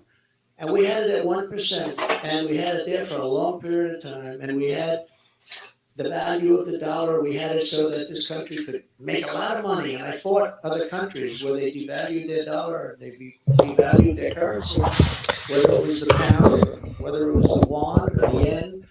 And I used to fight like cats and dogs with the leaders of other countries because they were stealing from us. When they did that, they had artificial devaluations of their currency.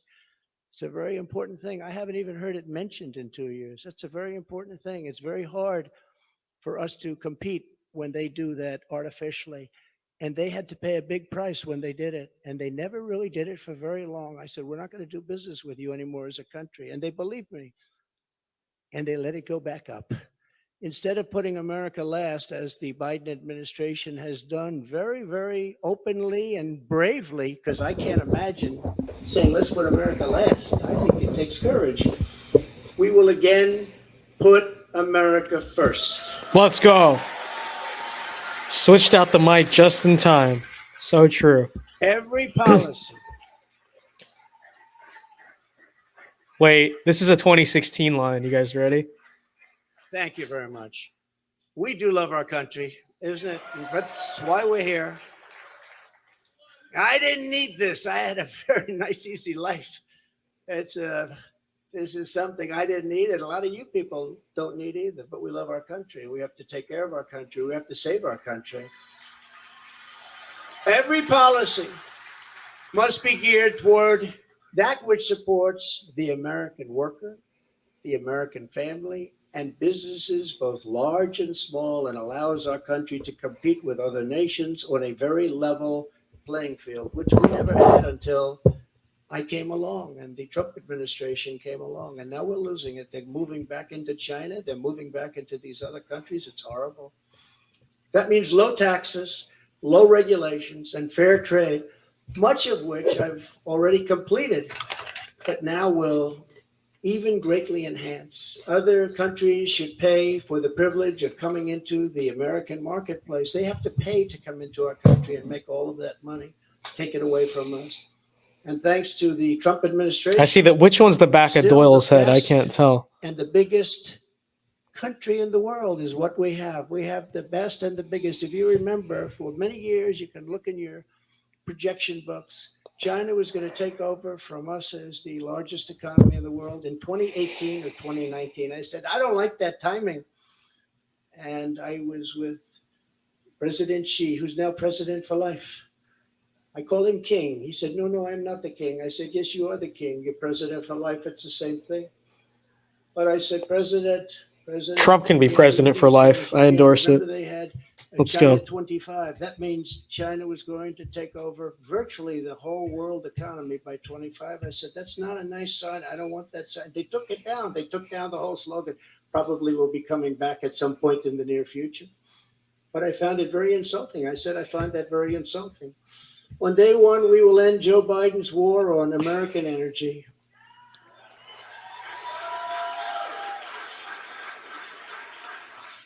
And you will see, when that happens, you will see energy costs come down. And because energy is so big and so important, you will see inflation dropping. You will see it come down. It's a thing of beauty. And you wouldn't think it's that complicated. Now, what has been complicated a little bit is what's happened to so many other things. I believe originally started by this energy disaster.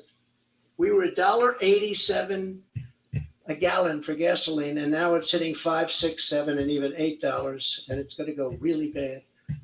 The socialist disaster known as the Green New Deal, which is destroying our country, and the many crippling regulations that it has spawned, will be immediately terminated so that our country can again breathe and grow and thrive like it should.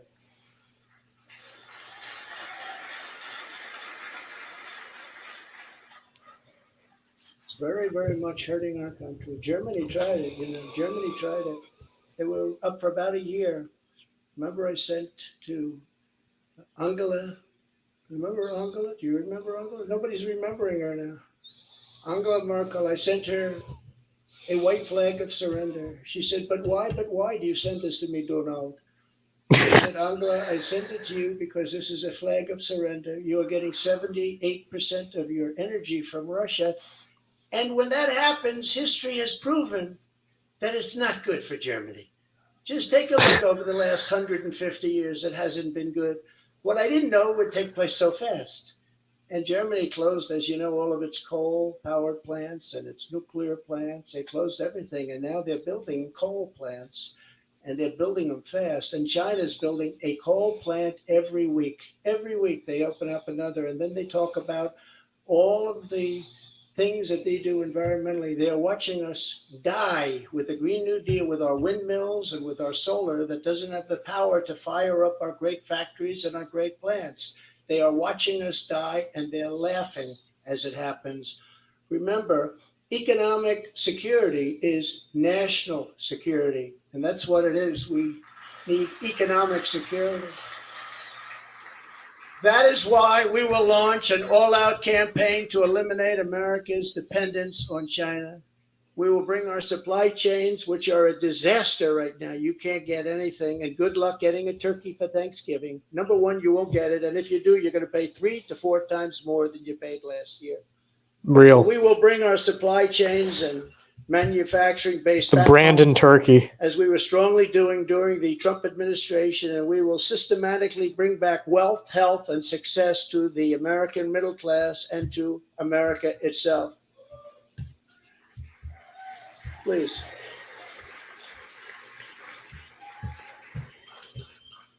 Please sit down. I feel so guilty having you stand. No, keep him standing. No. There will be more energy if he stands.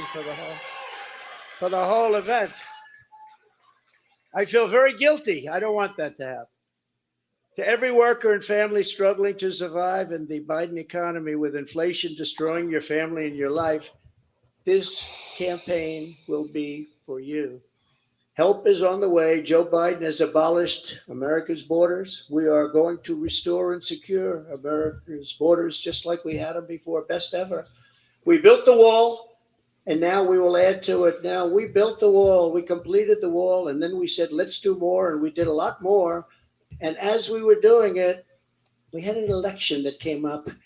And when they came in, they had 3 more weeks to complete the additions to the wall, which would have been great. And they said, no, we're not going to do that.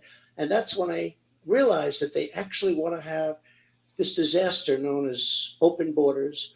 Hard to believe, isn't it? But one of the reasons we had so much success at the border was because of the fact that 2 things. We got Mexico to give us free of charge 28,000 soldiers. That helps. And President of Mexico is a great gentleman, by the way. Socialist, but that's okay. You can't have everything. But he's a great man and a great friend of mine. But 28,000 soldiers while we were building the wall. And then when the wall was finished, that's how we set all these records. We have records that nobody can even compete with right now. It's a disaster. I believe it's 10 million people coming in, not 3 or 4 million people. They're pouring into our country. We have no idea who they are and where they come from. We have no idea what's happening to our country. We're being poisoned. Within moments of my inauguration, catch and release will be gone forever. Remain in Mexico. Remain in Mexico, which was so important. Everybody came in. Real. They remained here, and they never left. You couldn't get them. You couldn't find them. I had a policy, remain in Mexico. And if you think it was easy for me to get the president of Mexico to agree to that, it wasn't. But we got it. And they terminated it. Can you believe? So now they come in here. This whole second half of the speech is not necessary. I will say that. Very dangerous for our country. The first half, it was dark. It was epic.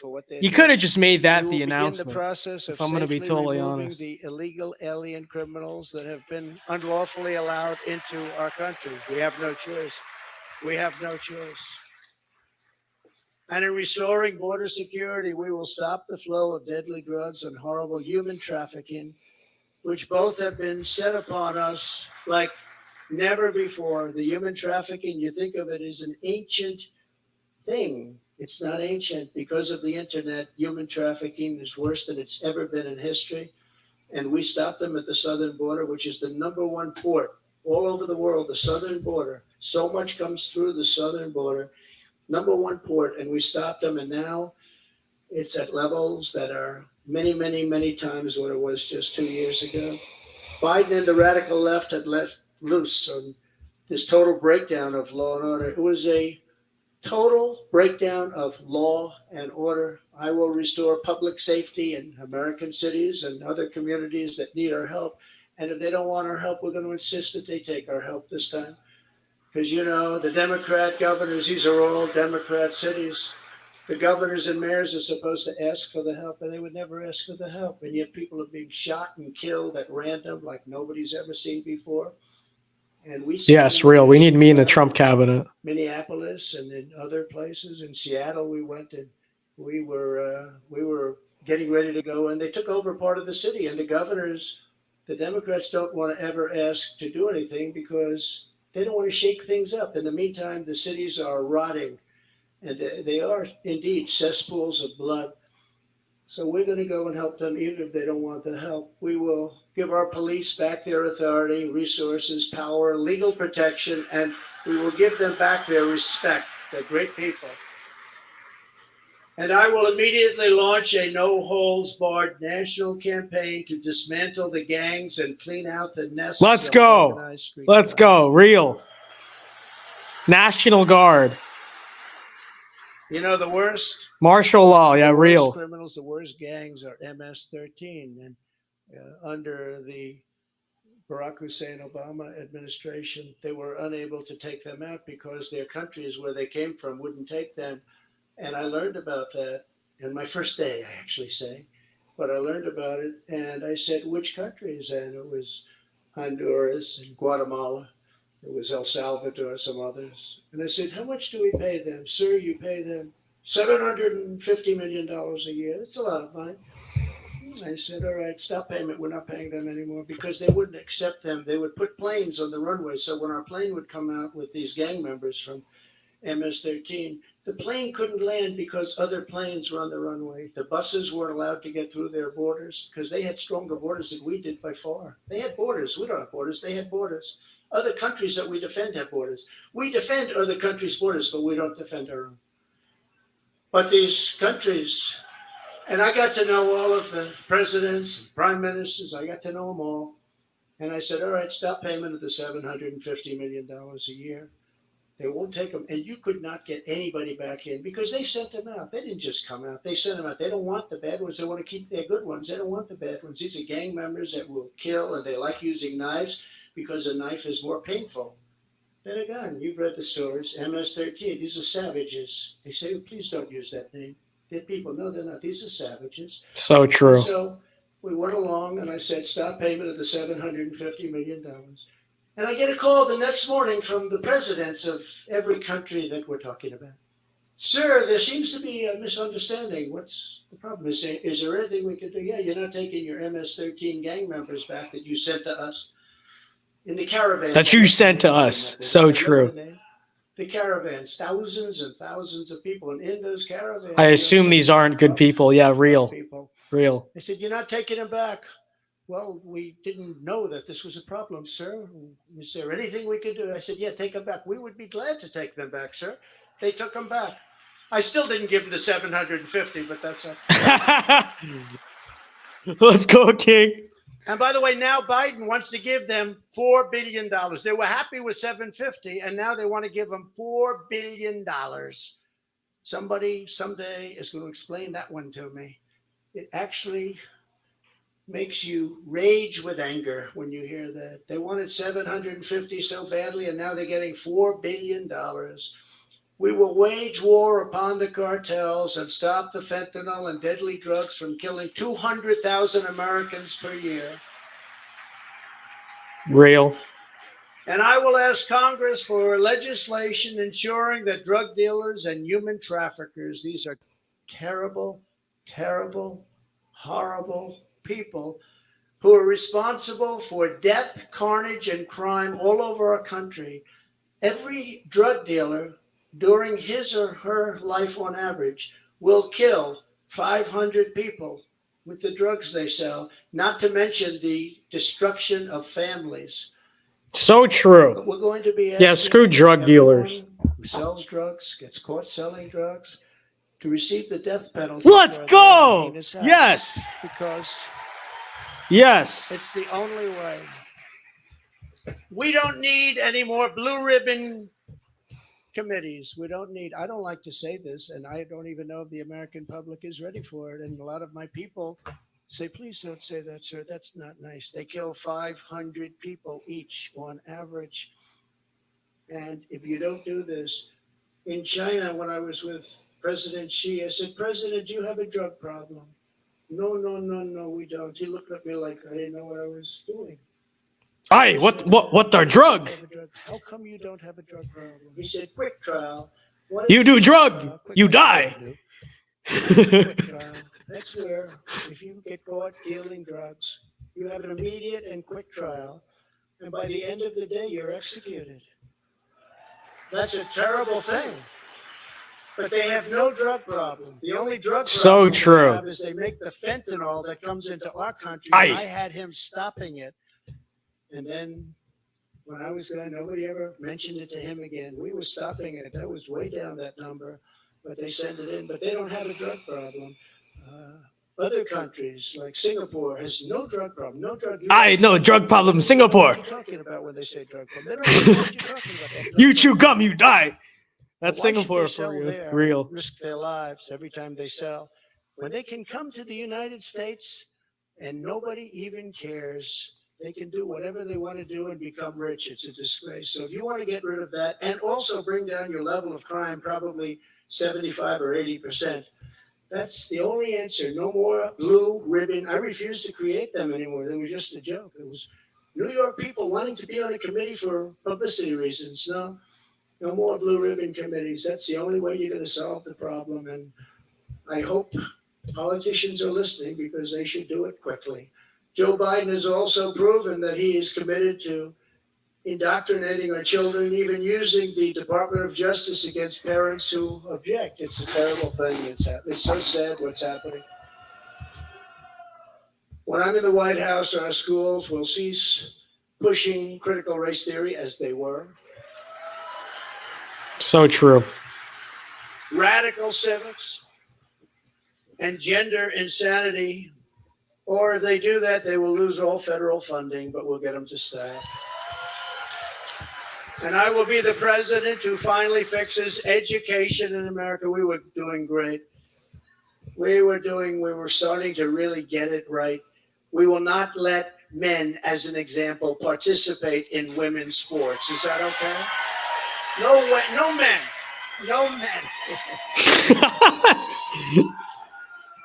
Real.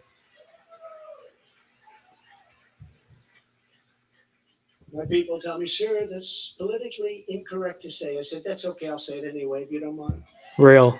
We need national legislation against men and women's sports. And it's very unfair to women, just very, very unfair. Like, why hasn't that happened yet? We will defend the rights of parents, and we will defend the family as the center of American life.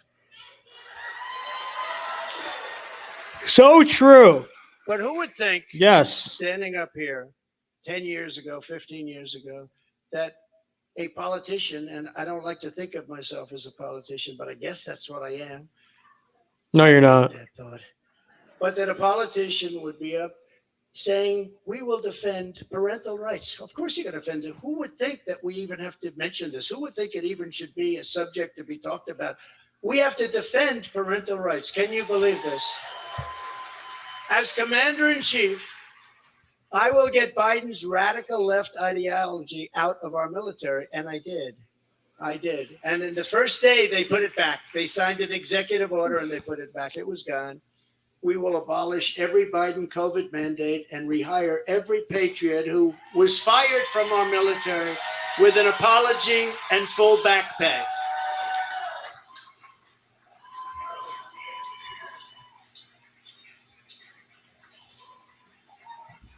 Thank you. Real. They deserve an apology and they deserve full back pay, and they'll get it. And unlike Biden possibly getting us into World War III, which can seriously happen, I will keep America out of foolish and unnecessary foreign wars, just as I did for 4 straight years. Let's go. So true. We will again have peace through strength. That's all it is. As events overseas have shown, to protect our people from the unthinkable threat of nuclear weapons and hypersonic missiles, the United States must also build a state-of-the-art next-generation missile defense shield. We need it. The power of these missiles and the power of a word that I refuse to say, nuclear. You said it. It's over. It's over. Shield. So over, We have bros. to do it, and we actually have the technology, and we're going to build it. Just as I rebuilt our military, I will get this done. I rebuilt our entire military, which nobody talks about. When I got there, we had jet fighters that were 48 years old. We had bombers that were 60 years old. We had bombers where their grandfathers flew them when they were new. And now the grandchild is flying the bomber, but not anymore. But as I have said before, the gravest threats to our civilization are not from abroad, but from within. Real. None is greater than the weaponization of the justice system, the FBI, and the DOJ. We must conduct a top-to-bottom overhaul to clean out the festering rot and corruption of Washington, D.C. So true. So true.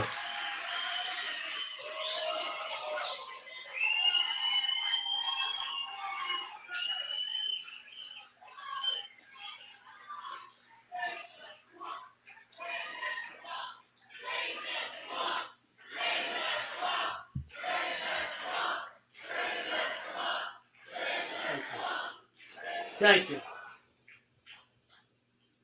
And I'm a victim, I will tell you.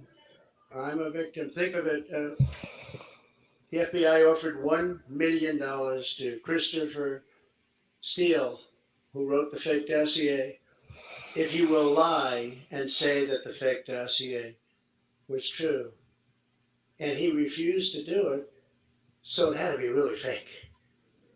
And then they hired somebody, Timchenko, for $200,000 a year to focus on Trump and to get Trump and other things, including the raid of a very beautiful house that sits right here. The raid of Mar-a-Lago, think of it. And I said, why didn't you raid Bush's place? Why didn't you raid Clinton? 32,000 emails. Why didn't you raid Clinton's place? Why didn't you do Obama, who took a lot of things with him? We will dismantle the deep state and restore government by the people.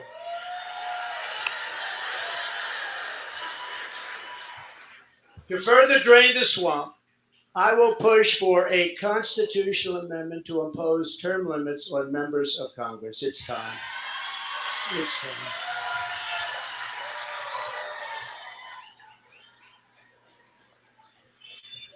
And I will ask for a permanent ban on taxpayer funding of campaigns, a lifetime ban on lobbying by former members of Congress and cabinet members.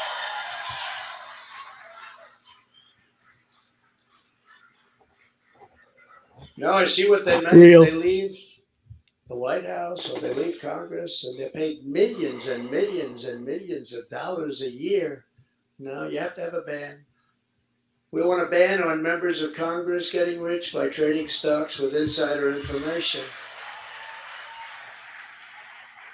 And many of our great members agree with that. They actually agree with that. And of course, we will do whatever it takes to bring back honesty, confidence, and trust in our elections. So to true. eliminate cheating, I will immediately demand voter ID, same-day voting, and only paper ballots.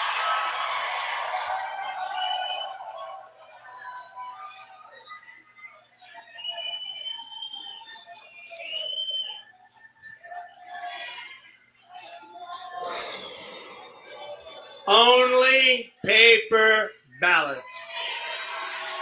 So true.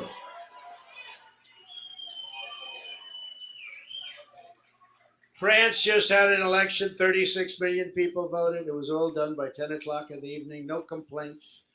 You had a winner, you had a loser. You don't think the president has the authority to do that? He's going to make the authority.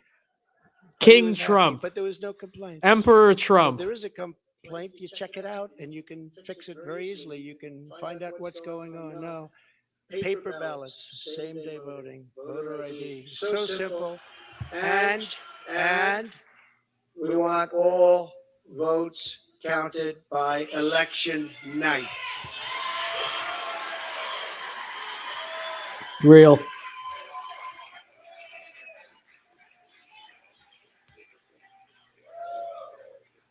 They spend all of the money for machines and all of this stuff, and they end up 2 weeks later, 3 weeks later. By that time, everyone forgot there was even an election. It's horrible.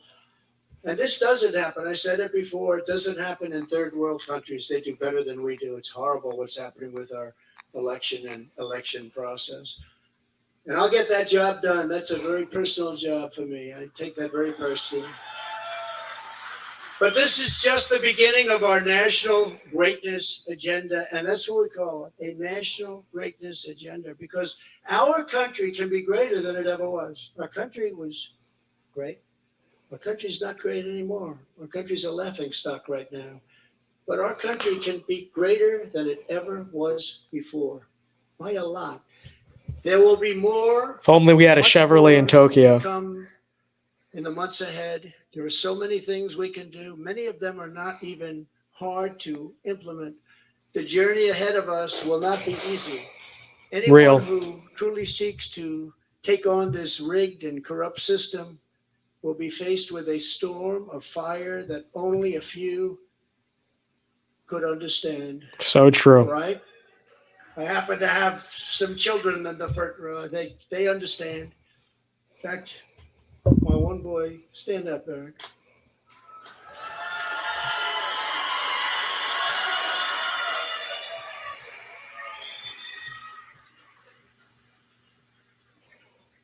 I think he got more subpoenas than any man in the history of our country.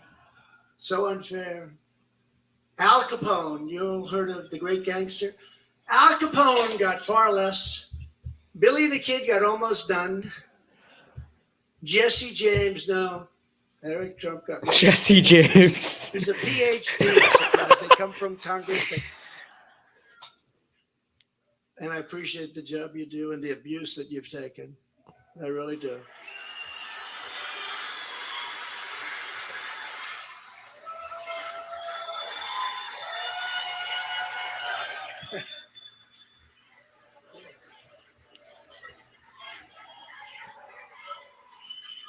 Donald Trump more persecuted than Jesse James. So true. And it hasn't been a joyride for our great First Lady either. It hasn't been a joyride. Stand up, honey.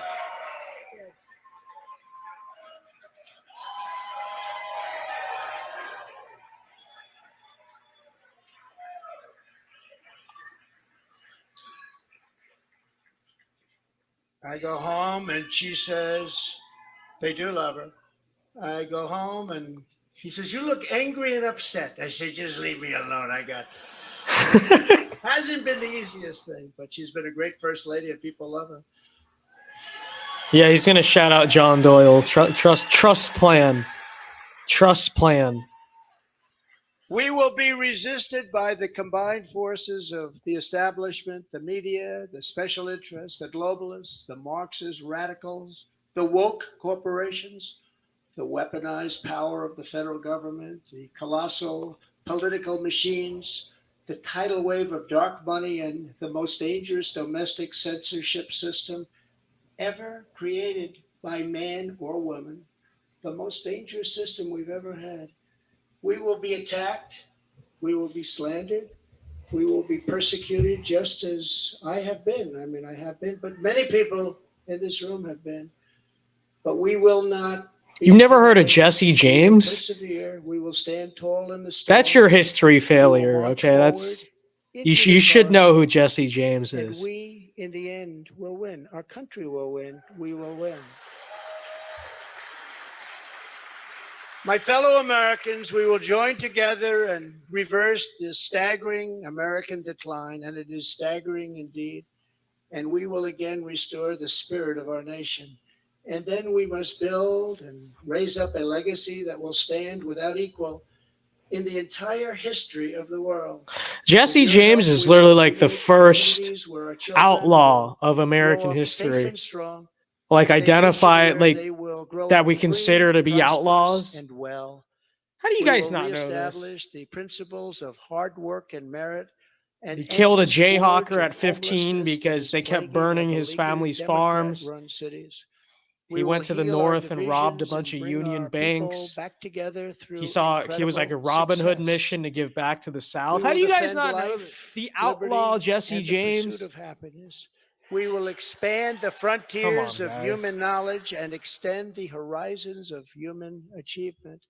And we will plant our beautiful American flag very soon on the surface of Mars, which I got started. But we need everyone involved. We need Jesse James is literally like Confederate Robin Hood. Like that's who he was. We need to be friends, and we need every patriot on board.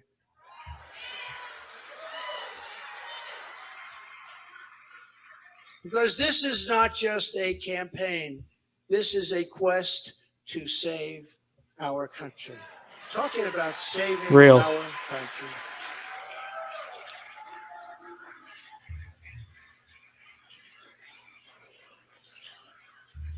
Thank you. I don't know how people know who Ted Kay is, but not know who Jesse James is. That seems a little backwards, if I'm being honest. I am asking for your vote. I am asking for your support. And I am asking for your friendship and your prayers of this very incredible but dangerous journey. If our movement remains united and confident, then we will shatter the forces of tyranny and we will unleash the glories of liberty for ourselves and for our children. But he's not just a Confederate Robin Hood. He's the most famous outlaw in American history. And together we will make America powerful again. Real. All right, we're going to pause this conversation. We will make America wealthy again. So true. We will make America strong again. So true. We will make America proud again. We will make America safe again. We will make America glorious again. And we will make America great again. Thank you very much. God bless you all. Thank you.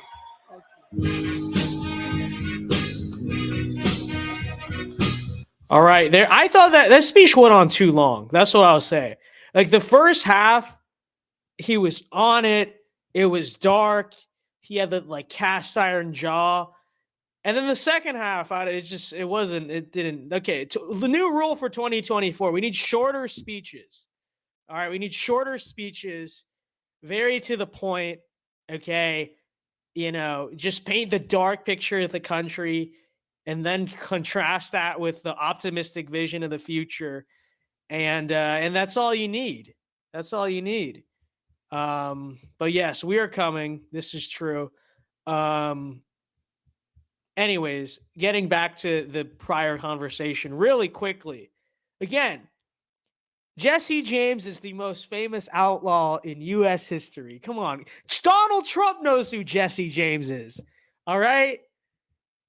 I don't understand how people,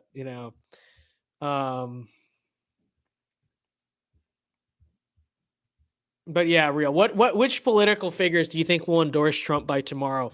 No one, except for, I mean, you're like MAGA Congress people will. Matt, Gates, MTG. I'm sure like Gosar and stuff. But, I think beyond that, it'll be very far and few between. I don't under-exaggerate that. No one in the Republican Party besides us wants this, okay? and let that be understood. Like, the opposition to Trump now may be even stronger than 2016, which is saying a lot. I don't know if it's that strong. It's close, okay? Because even in 16, I don't know, you had people like Ann Coulter and stuff were like his first supporters. I think the prominent amount of day one supporters in the party right now are very small. It's just us. It is. It really is just us. So let's do this.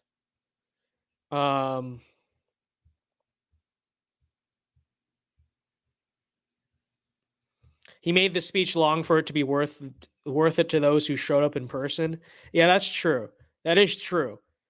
Which Brandon doesn't care. He'll give a 10-minute speech, and that's about it. But let's see. DeSantis can save himself a lot of stress if he endorses Trump immediately. Yeah, we'll see what happens. I remain convinced. I think DeSantis is gonna hop in this.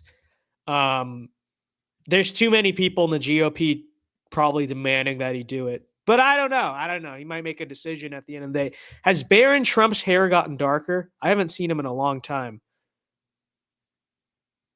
Dude, what a Chad.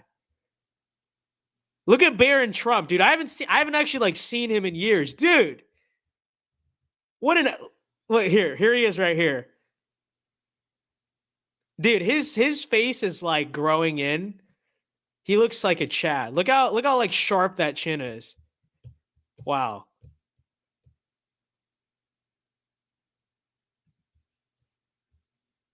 He used to be last time I saw him, he was a little kid. Like during like 2020 or whatever. He's a Chad. Wow. That man will I think that man's gonna be a ladies' man like his father. Okay. Yeah, exactly. Kerry endorsed him. Oh, that I forgot to mention that. Obviously, like people like your Kerrys. But yeah, I think you're gonna see a lot of Republicans who sit on the fence and might even endorse DeSantis when it comes. It's going to be a very divisive primary. So I hope you're prepared for that, because that's definitely coming. But I think the debates will be Trump's strong suit if that ends up being the case. I think that's where Trump's really going to shine. And people who are like concerned about the energy or whatever, that's where it's going to like come out when he's not reading a speech. You know what I mean? Now that's really going to make or break the race, obviously. But I think that'll be his moment to shine. You know, when he's on the stage, he's off script, he's off kilter. Not off kilter, but you know what I mean. And you know, it's not a news story about him being indicted. So we will see.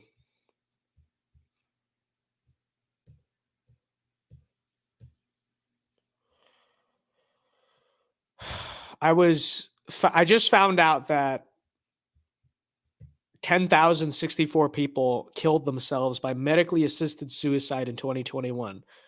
What you Americans do, don't end up like Canada. Yeah, medically assisted suicide is purely satanic. Where is John Doyle?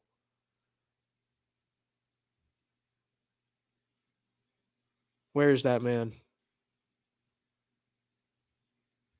I can't see him. He's right there. Where? I don't see him. With the fade. All right, I'm looking for a fade. I don't see a fade. I see Brian Glenn. I see him, his massive face on the screen. I don't see. I see Forgy out a blow. I recognize that side profile from a mile away. But I don't see a Doyle.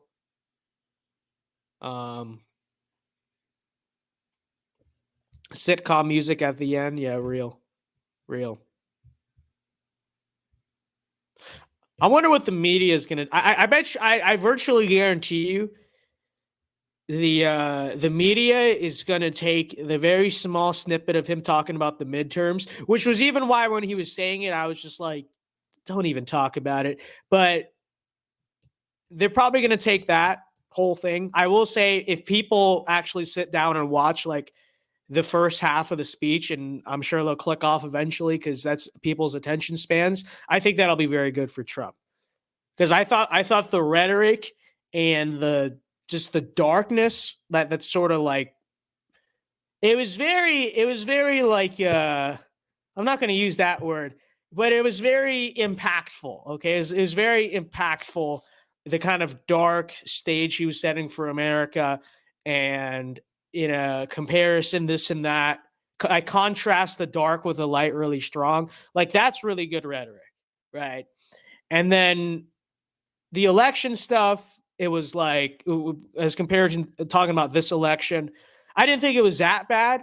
I just know how they're going to crucify that and be like, actually, he lost and this and that. Like, I don't know. I would have just not talked about it.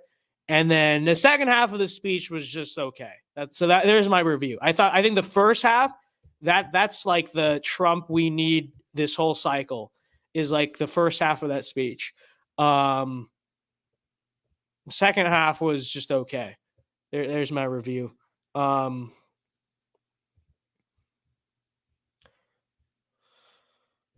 Everything is kind of blurry. What are you talking about? Blurry for who?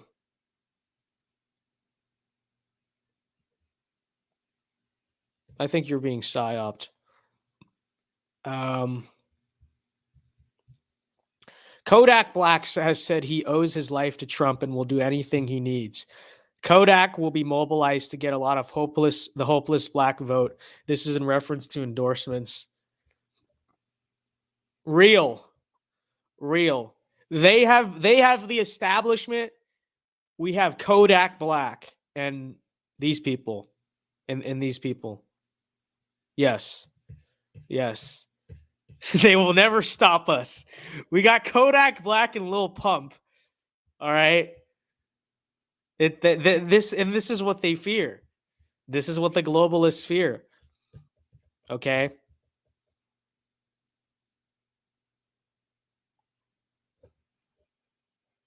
Second half was good for his base because it explained his platform. But yeah, first half is better for the general audience to get into it. Yeah, I agree with that.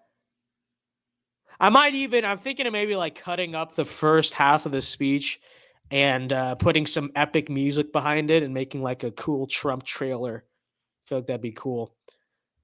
And there he is on the screen. So, I don't know. What did you guys think of the speech? What did you guys think of the speech? I thought the opening was really good, which is what most people are going to watch. So I think we'll be fine on that front.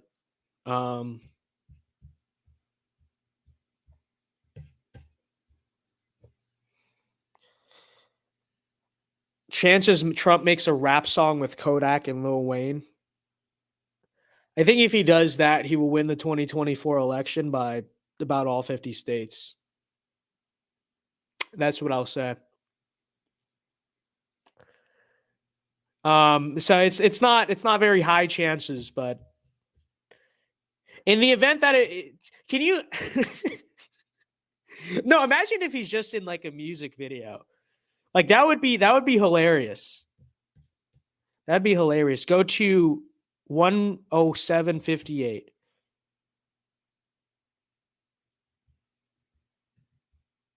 The timestamp here is weird, so I don't know how to do that.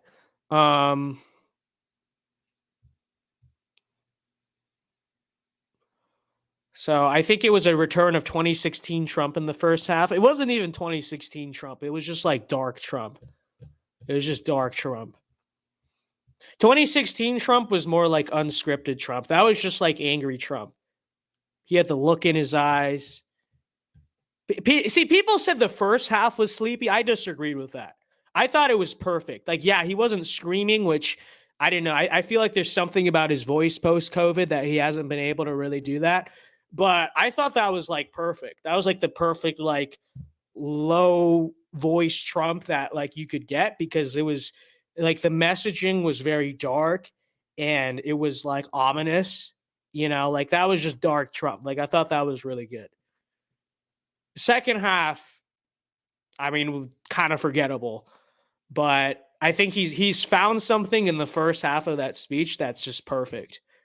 Like that's a perfect 2024 message, I think. So here we go. It's time. It's time. It's going to be a very tough primary fight. But we are here. Okay, we are here for it. The whole thing was way too boring. See, I'm being fair. I'm being as fair as I can. People are on one hand saying I'm dooming too much. I'm giving a fair assessment of the speech. I'm a commentator. Okay. And I was not bored by the first half of the speech at all. I was like, this is good. This is inspiring. This is like a Caesar speech. Like it's really good. And then the second half, it was just whatever.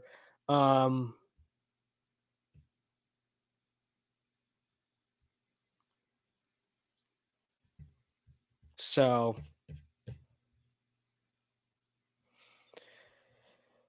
anyways, all right, I gotta go. Yeah, good night, Easy the Legendary. Good night, my friend. What should we do on this stream now? I don't know. I said what I needed to say about Trump in the beginning. And let's see what's going on in the news or something like that. How about that? Or let's see what the hot take of the media already is of the speech. I want to see what people are saying. Noah Boyd says, "Do we really have a chance to win?" Just trust the plan, Noah. All right, just trust the plan. That's the best. That's the best I can give you. That's the best I can give you. All right, let's see what.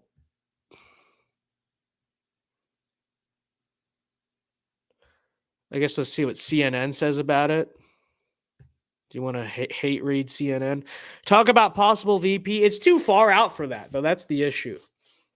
I don't really want Trump DeSantis, but I will say if it's a very divisive primary cycle, it might be necessary, right? Whoever, he needs someone who can like help him in the suburbs. That's what I'll say. Whoever it is, they have to be someone that helps his suburban image, whether that's like Trump or Youngkin. I know the favorites like Kim Reynolds. I don't know if I'm super sold on her. I guess it works. I don't know. She just doesn't.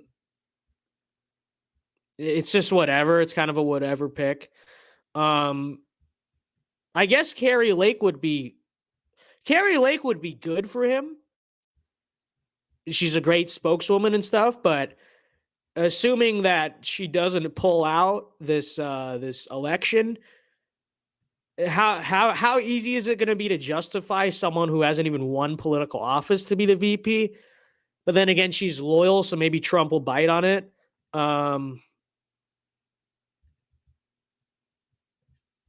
So I don't know. It's you have to see how once we're done with the primary cycle, then we'll figure out like what do we need in a vice president. I feel like you can't really tell that yet.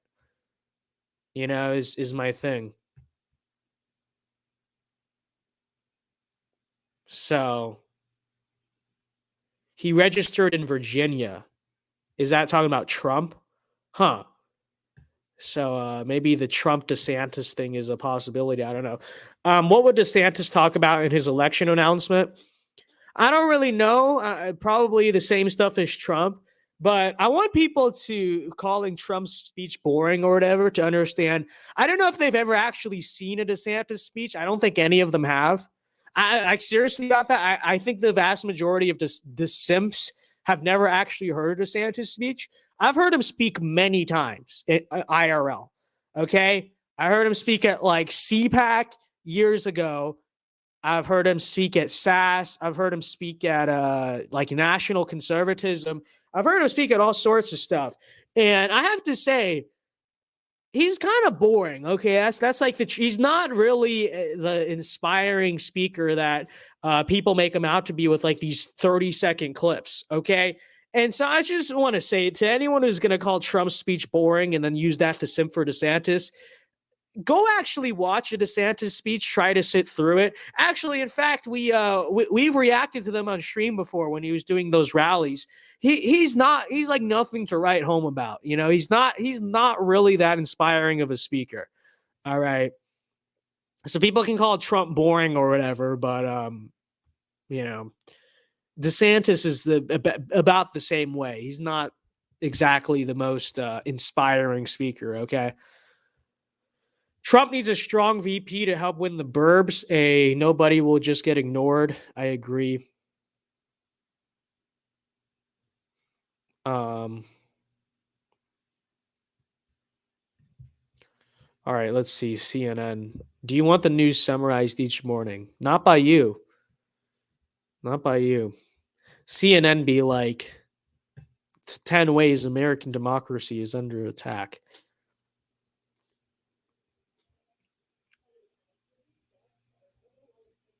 Surrounded by allies, advisors, and conservative influencers.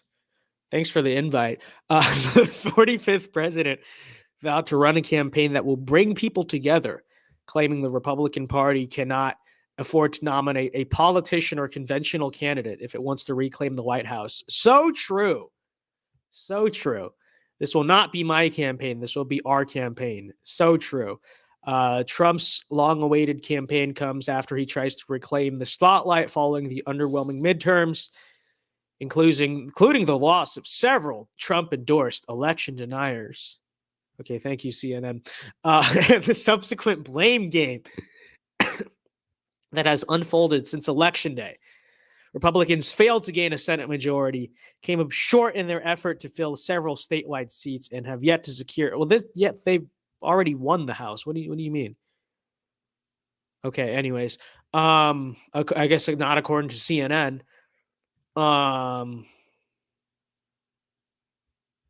He filed with the FEC already. He did not harp much on the 2020 election, blah, blah, blah. Rather, he framed this moment as a battle against massive corruption and entrenched interests. And that's so true. Isn't that so true, folks? Trump's been blamed for elevating flawed candidates who spent too much time parroting his claims about fracking, alienating key. But this is just such, like, where? What are you talking about?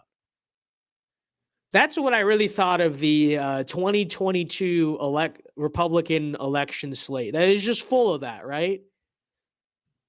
Like, even if you want to make Carrie Lake the poster girl of it, it's still just nonsense. Okay, like what are you talking about?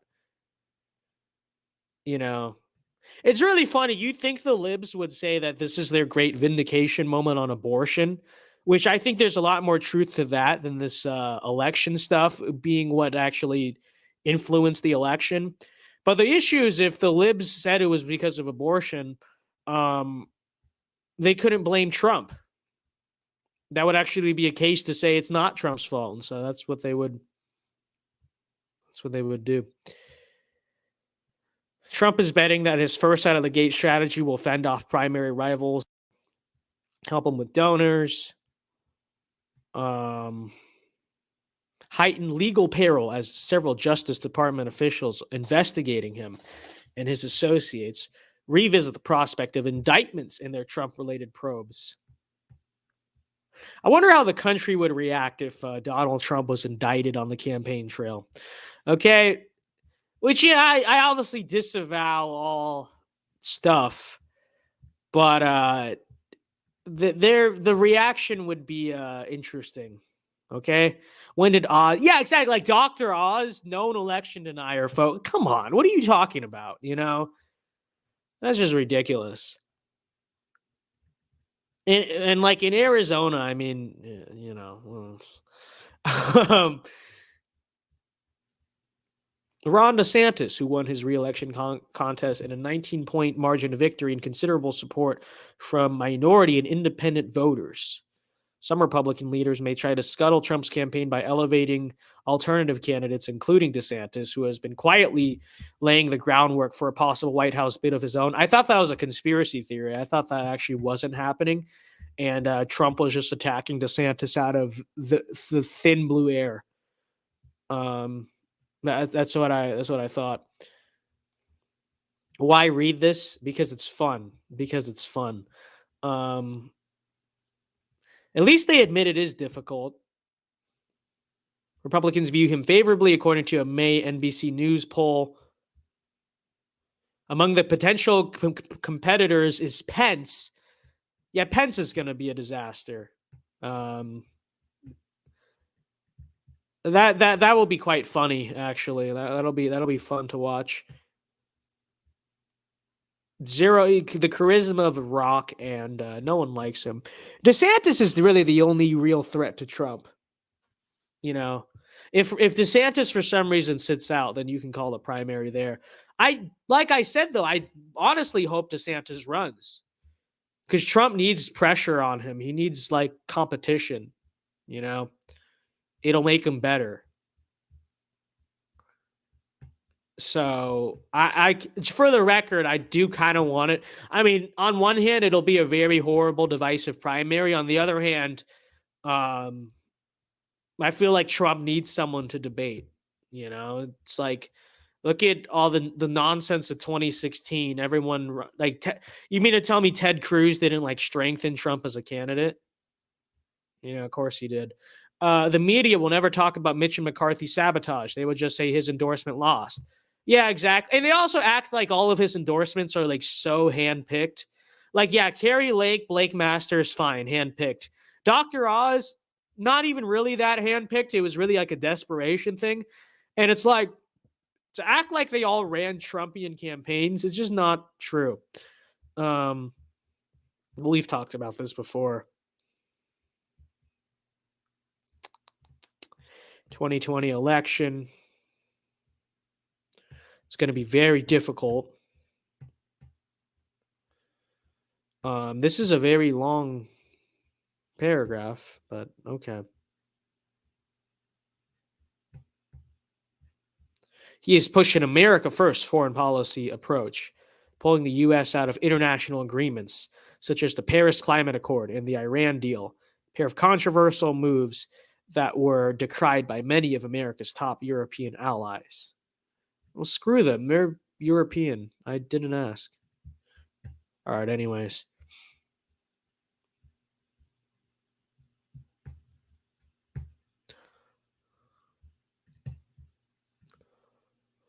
So, but yeah, folks. Opinion. Donald Trump's announcement is a sign of weakness. Okay, here's an opinion article. We can read. This will be fun. The Defiant. Who is this guy? We're going to trust the opinions of this individual. All right, got it. The defiant timing of Donald Trump's announcement, dropping amid Republican recriminations over their midterm disappointments, is an admission of weakness, poorly disguised as a show of strength.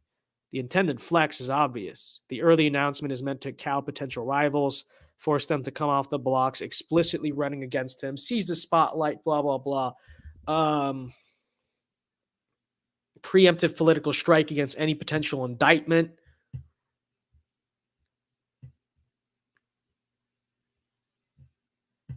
Blah, blah, blah.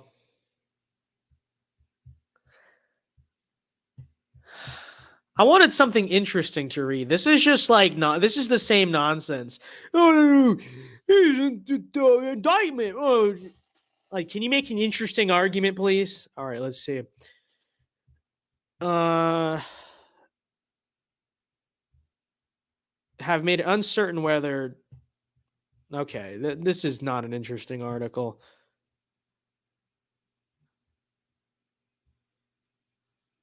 This means that, among other things, that the campaign he just began, in a notably low-energy style, it must be said, will need an actual strategy. And here, the very Trumpification of the GOP, the routing of his enemies, and the burial of older models of republicanism may work against his attempted restoration.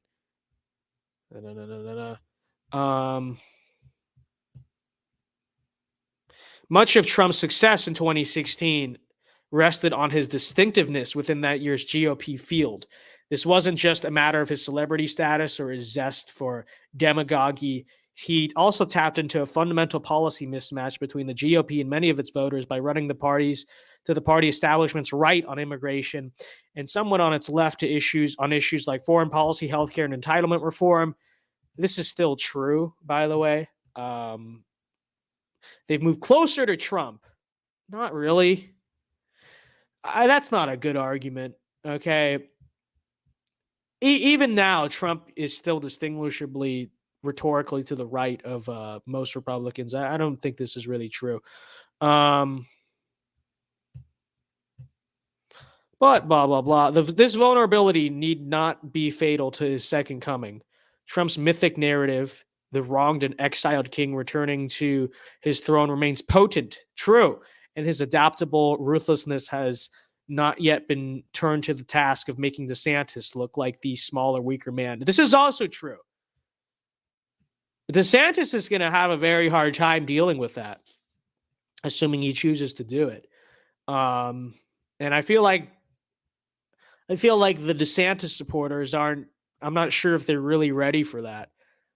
But anyway, running on the mythos alone, making the primary a crude test of loyalty probably isn't enough to defeat a disciplined primary rival with unified establishment support.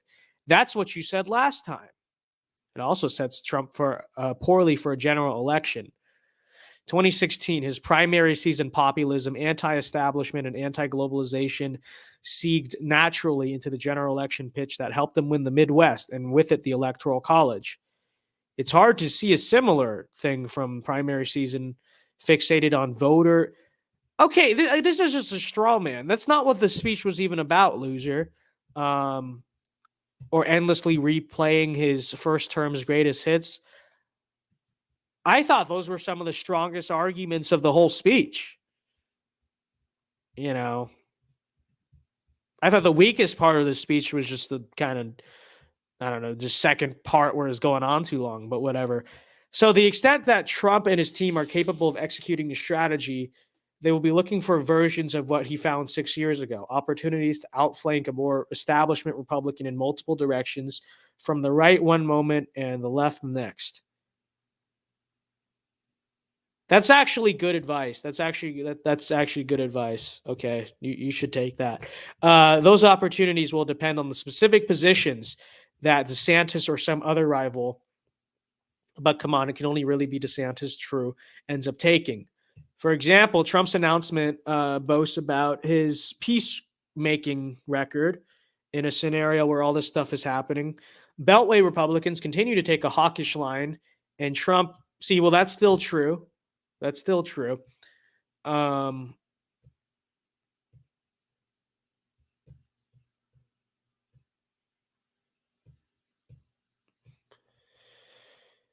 let's see. The headlines of 2023 will presumably offer something suited to Trump's instincts. Also, that's also true. That's also true. It's those instincts that were decisive in the destruction of Jeb Bush, Marco Rubio, and Ted Cruz. The shamelessness, the cunning, the ideological flexibility, the quick sizing up opponents' weaknesses, real. Does Trump still have them sharp and ready? Is he too deep? Lucky America, lucky Republican Party, okay. I actually thought that this idiot op-ed actually did present some degree of like decent strategy for Trump, which is he needs to recapture what made him different. That is true. And 2023, the issues of that year, that may be the perfect opportunity to do so. So we will see. We will see.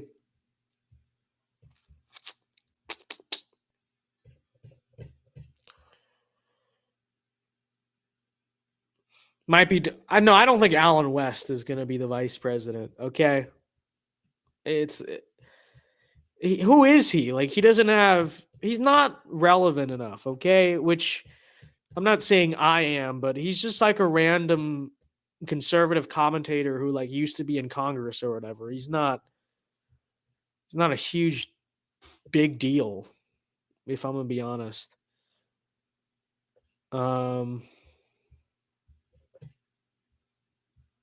Youngkin seems. See, I actually think Youngkin would be a good pick, in my opinion, because whoever he picks needs to soften his image in the suburbs. Like, I agree 100% with that. And so we'll see who that is, but I think the only issue with Youngkin is he's taller than Trump, which I don't know if that's going to be an issue for Trump. Trump needs to be the powerful guy. And so that might sound stupid, but that honestly might like stop the pick. But I do think Youngkin would be a good VP, in my opinion. But we'll see. I don't know. I think it's much better than Kim Reynolds. I don't understand the hype. What? Because she's a woman. Like, I've never woken up and thought, no, well, I wonder what Kim Reynolds is up to today. Like, who cares? She's popular in Iowa, I guess. I don't know. I mean, I don't think Trump needs help among like the Midwest. I think Trump needs help with the suburbs. And Kim Reynolds, who even is she? I think Glenn Youngkin is almost a perfect pick for Trump. But he's taller than Trump, so that's probably not going to work. Right? It's because how can you have a vice president towering above you? I agree, it is an issue,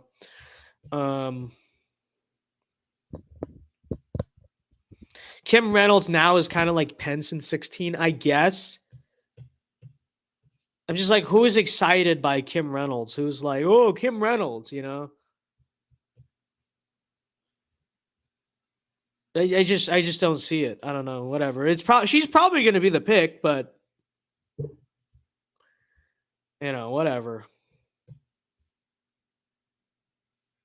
We will see. Trump should not be viewed as God. Who is viewing Trump as God?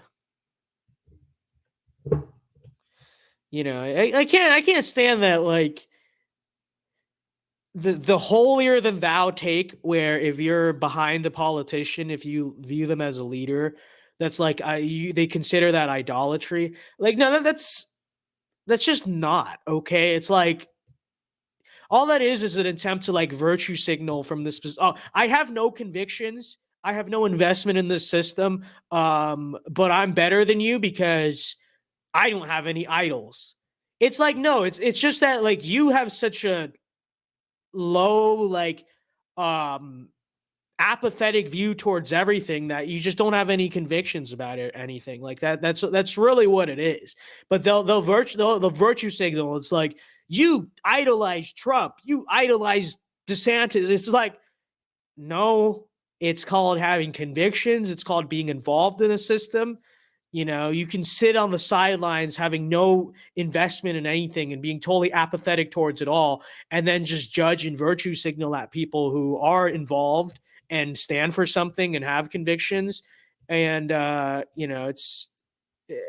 it's just always, it's just a virtue signal, it's always what it is. Many such cases. You're making an idol out of Trump. No, you just don't stand for anything. You don't stand for anything. You're just a contrarian,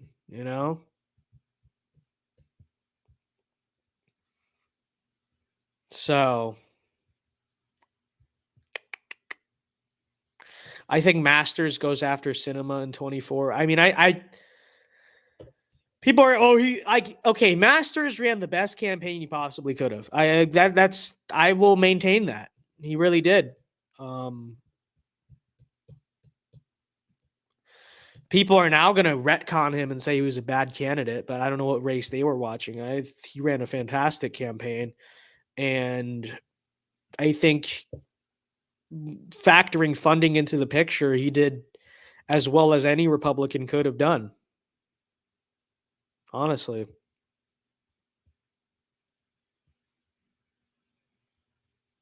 Bill Lee would be... No, Bill Lee's not inspiring enough. That's the issue. I think Youngkin is a great VP pick, but again, he's too tall. Like, that's the issue. He's too tall. Rand Paul is not complimentary enough to Trump. Rand Paul doesn't have the suburban appeal I'm talking about. That's the issue. Bill Lee is the governor of Tennessee.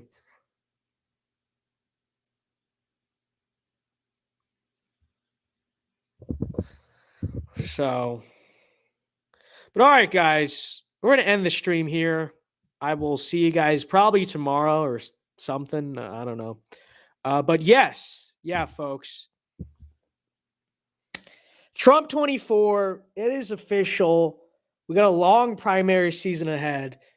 But, yeah, let's do this. Let's do this. It will be fun. It will be fun, to say the least. Being too tall sounds like a superficial statement. Well, you can call it superficial, but that's how politics works. Politics is a very superficial business. To pretend like stuff like that doesn't matter is just like pseudo-intellectual. Like, of course it matters. And I don't even know if that's entirely invalid. It is quite weird to have your VP tower over you. And optics does matter in elections. JFK literally won because he looked handsome on TV. I mean, this is democracy. Okay. The whole thing is superficial. The whole thing sucks.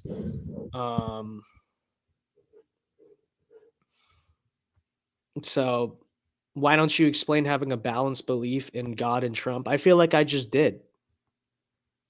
You can follow politicians and support politicians without making them idols. It's really not that difficult. I don't think it's a difficult concept to understand. I think it's just most of the time it's just virtue signaling by people who stand for nothing. It's really not that complicated. But anyways, guys, like I said, we're going to wrap it up here. So I'll see you guys later. Very good night. Be sure to leave a like on the stream before you go. And Alpha moves only. God bless and peace. And leaving it, I do so with this prayer. May God's grace be with you in all the days ahead.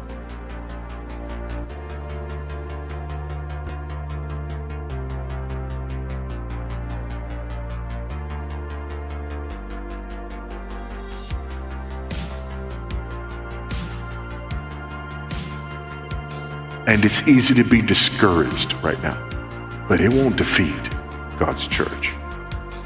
Be encouraged. There are thousands of prophets who have not bowed the knee to Baal. And be encouraged. At the end of the day, the bride of Christ will be defended. She will be protected. She will be preserved. And she will be restored, redeemed, and rescued by her Savior. Amen.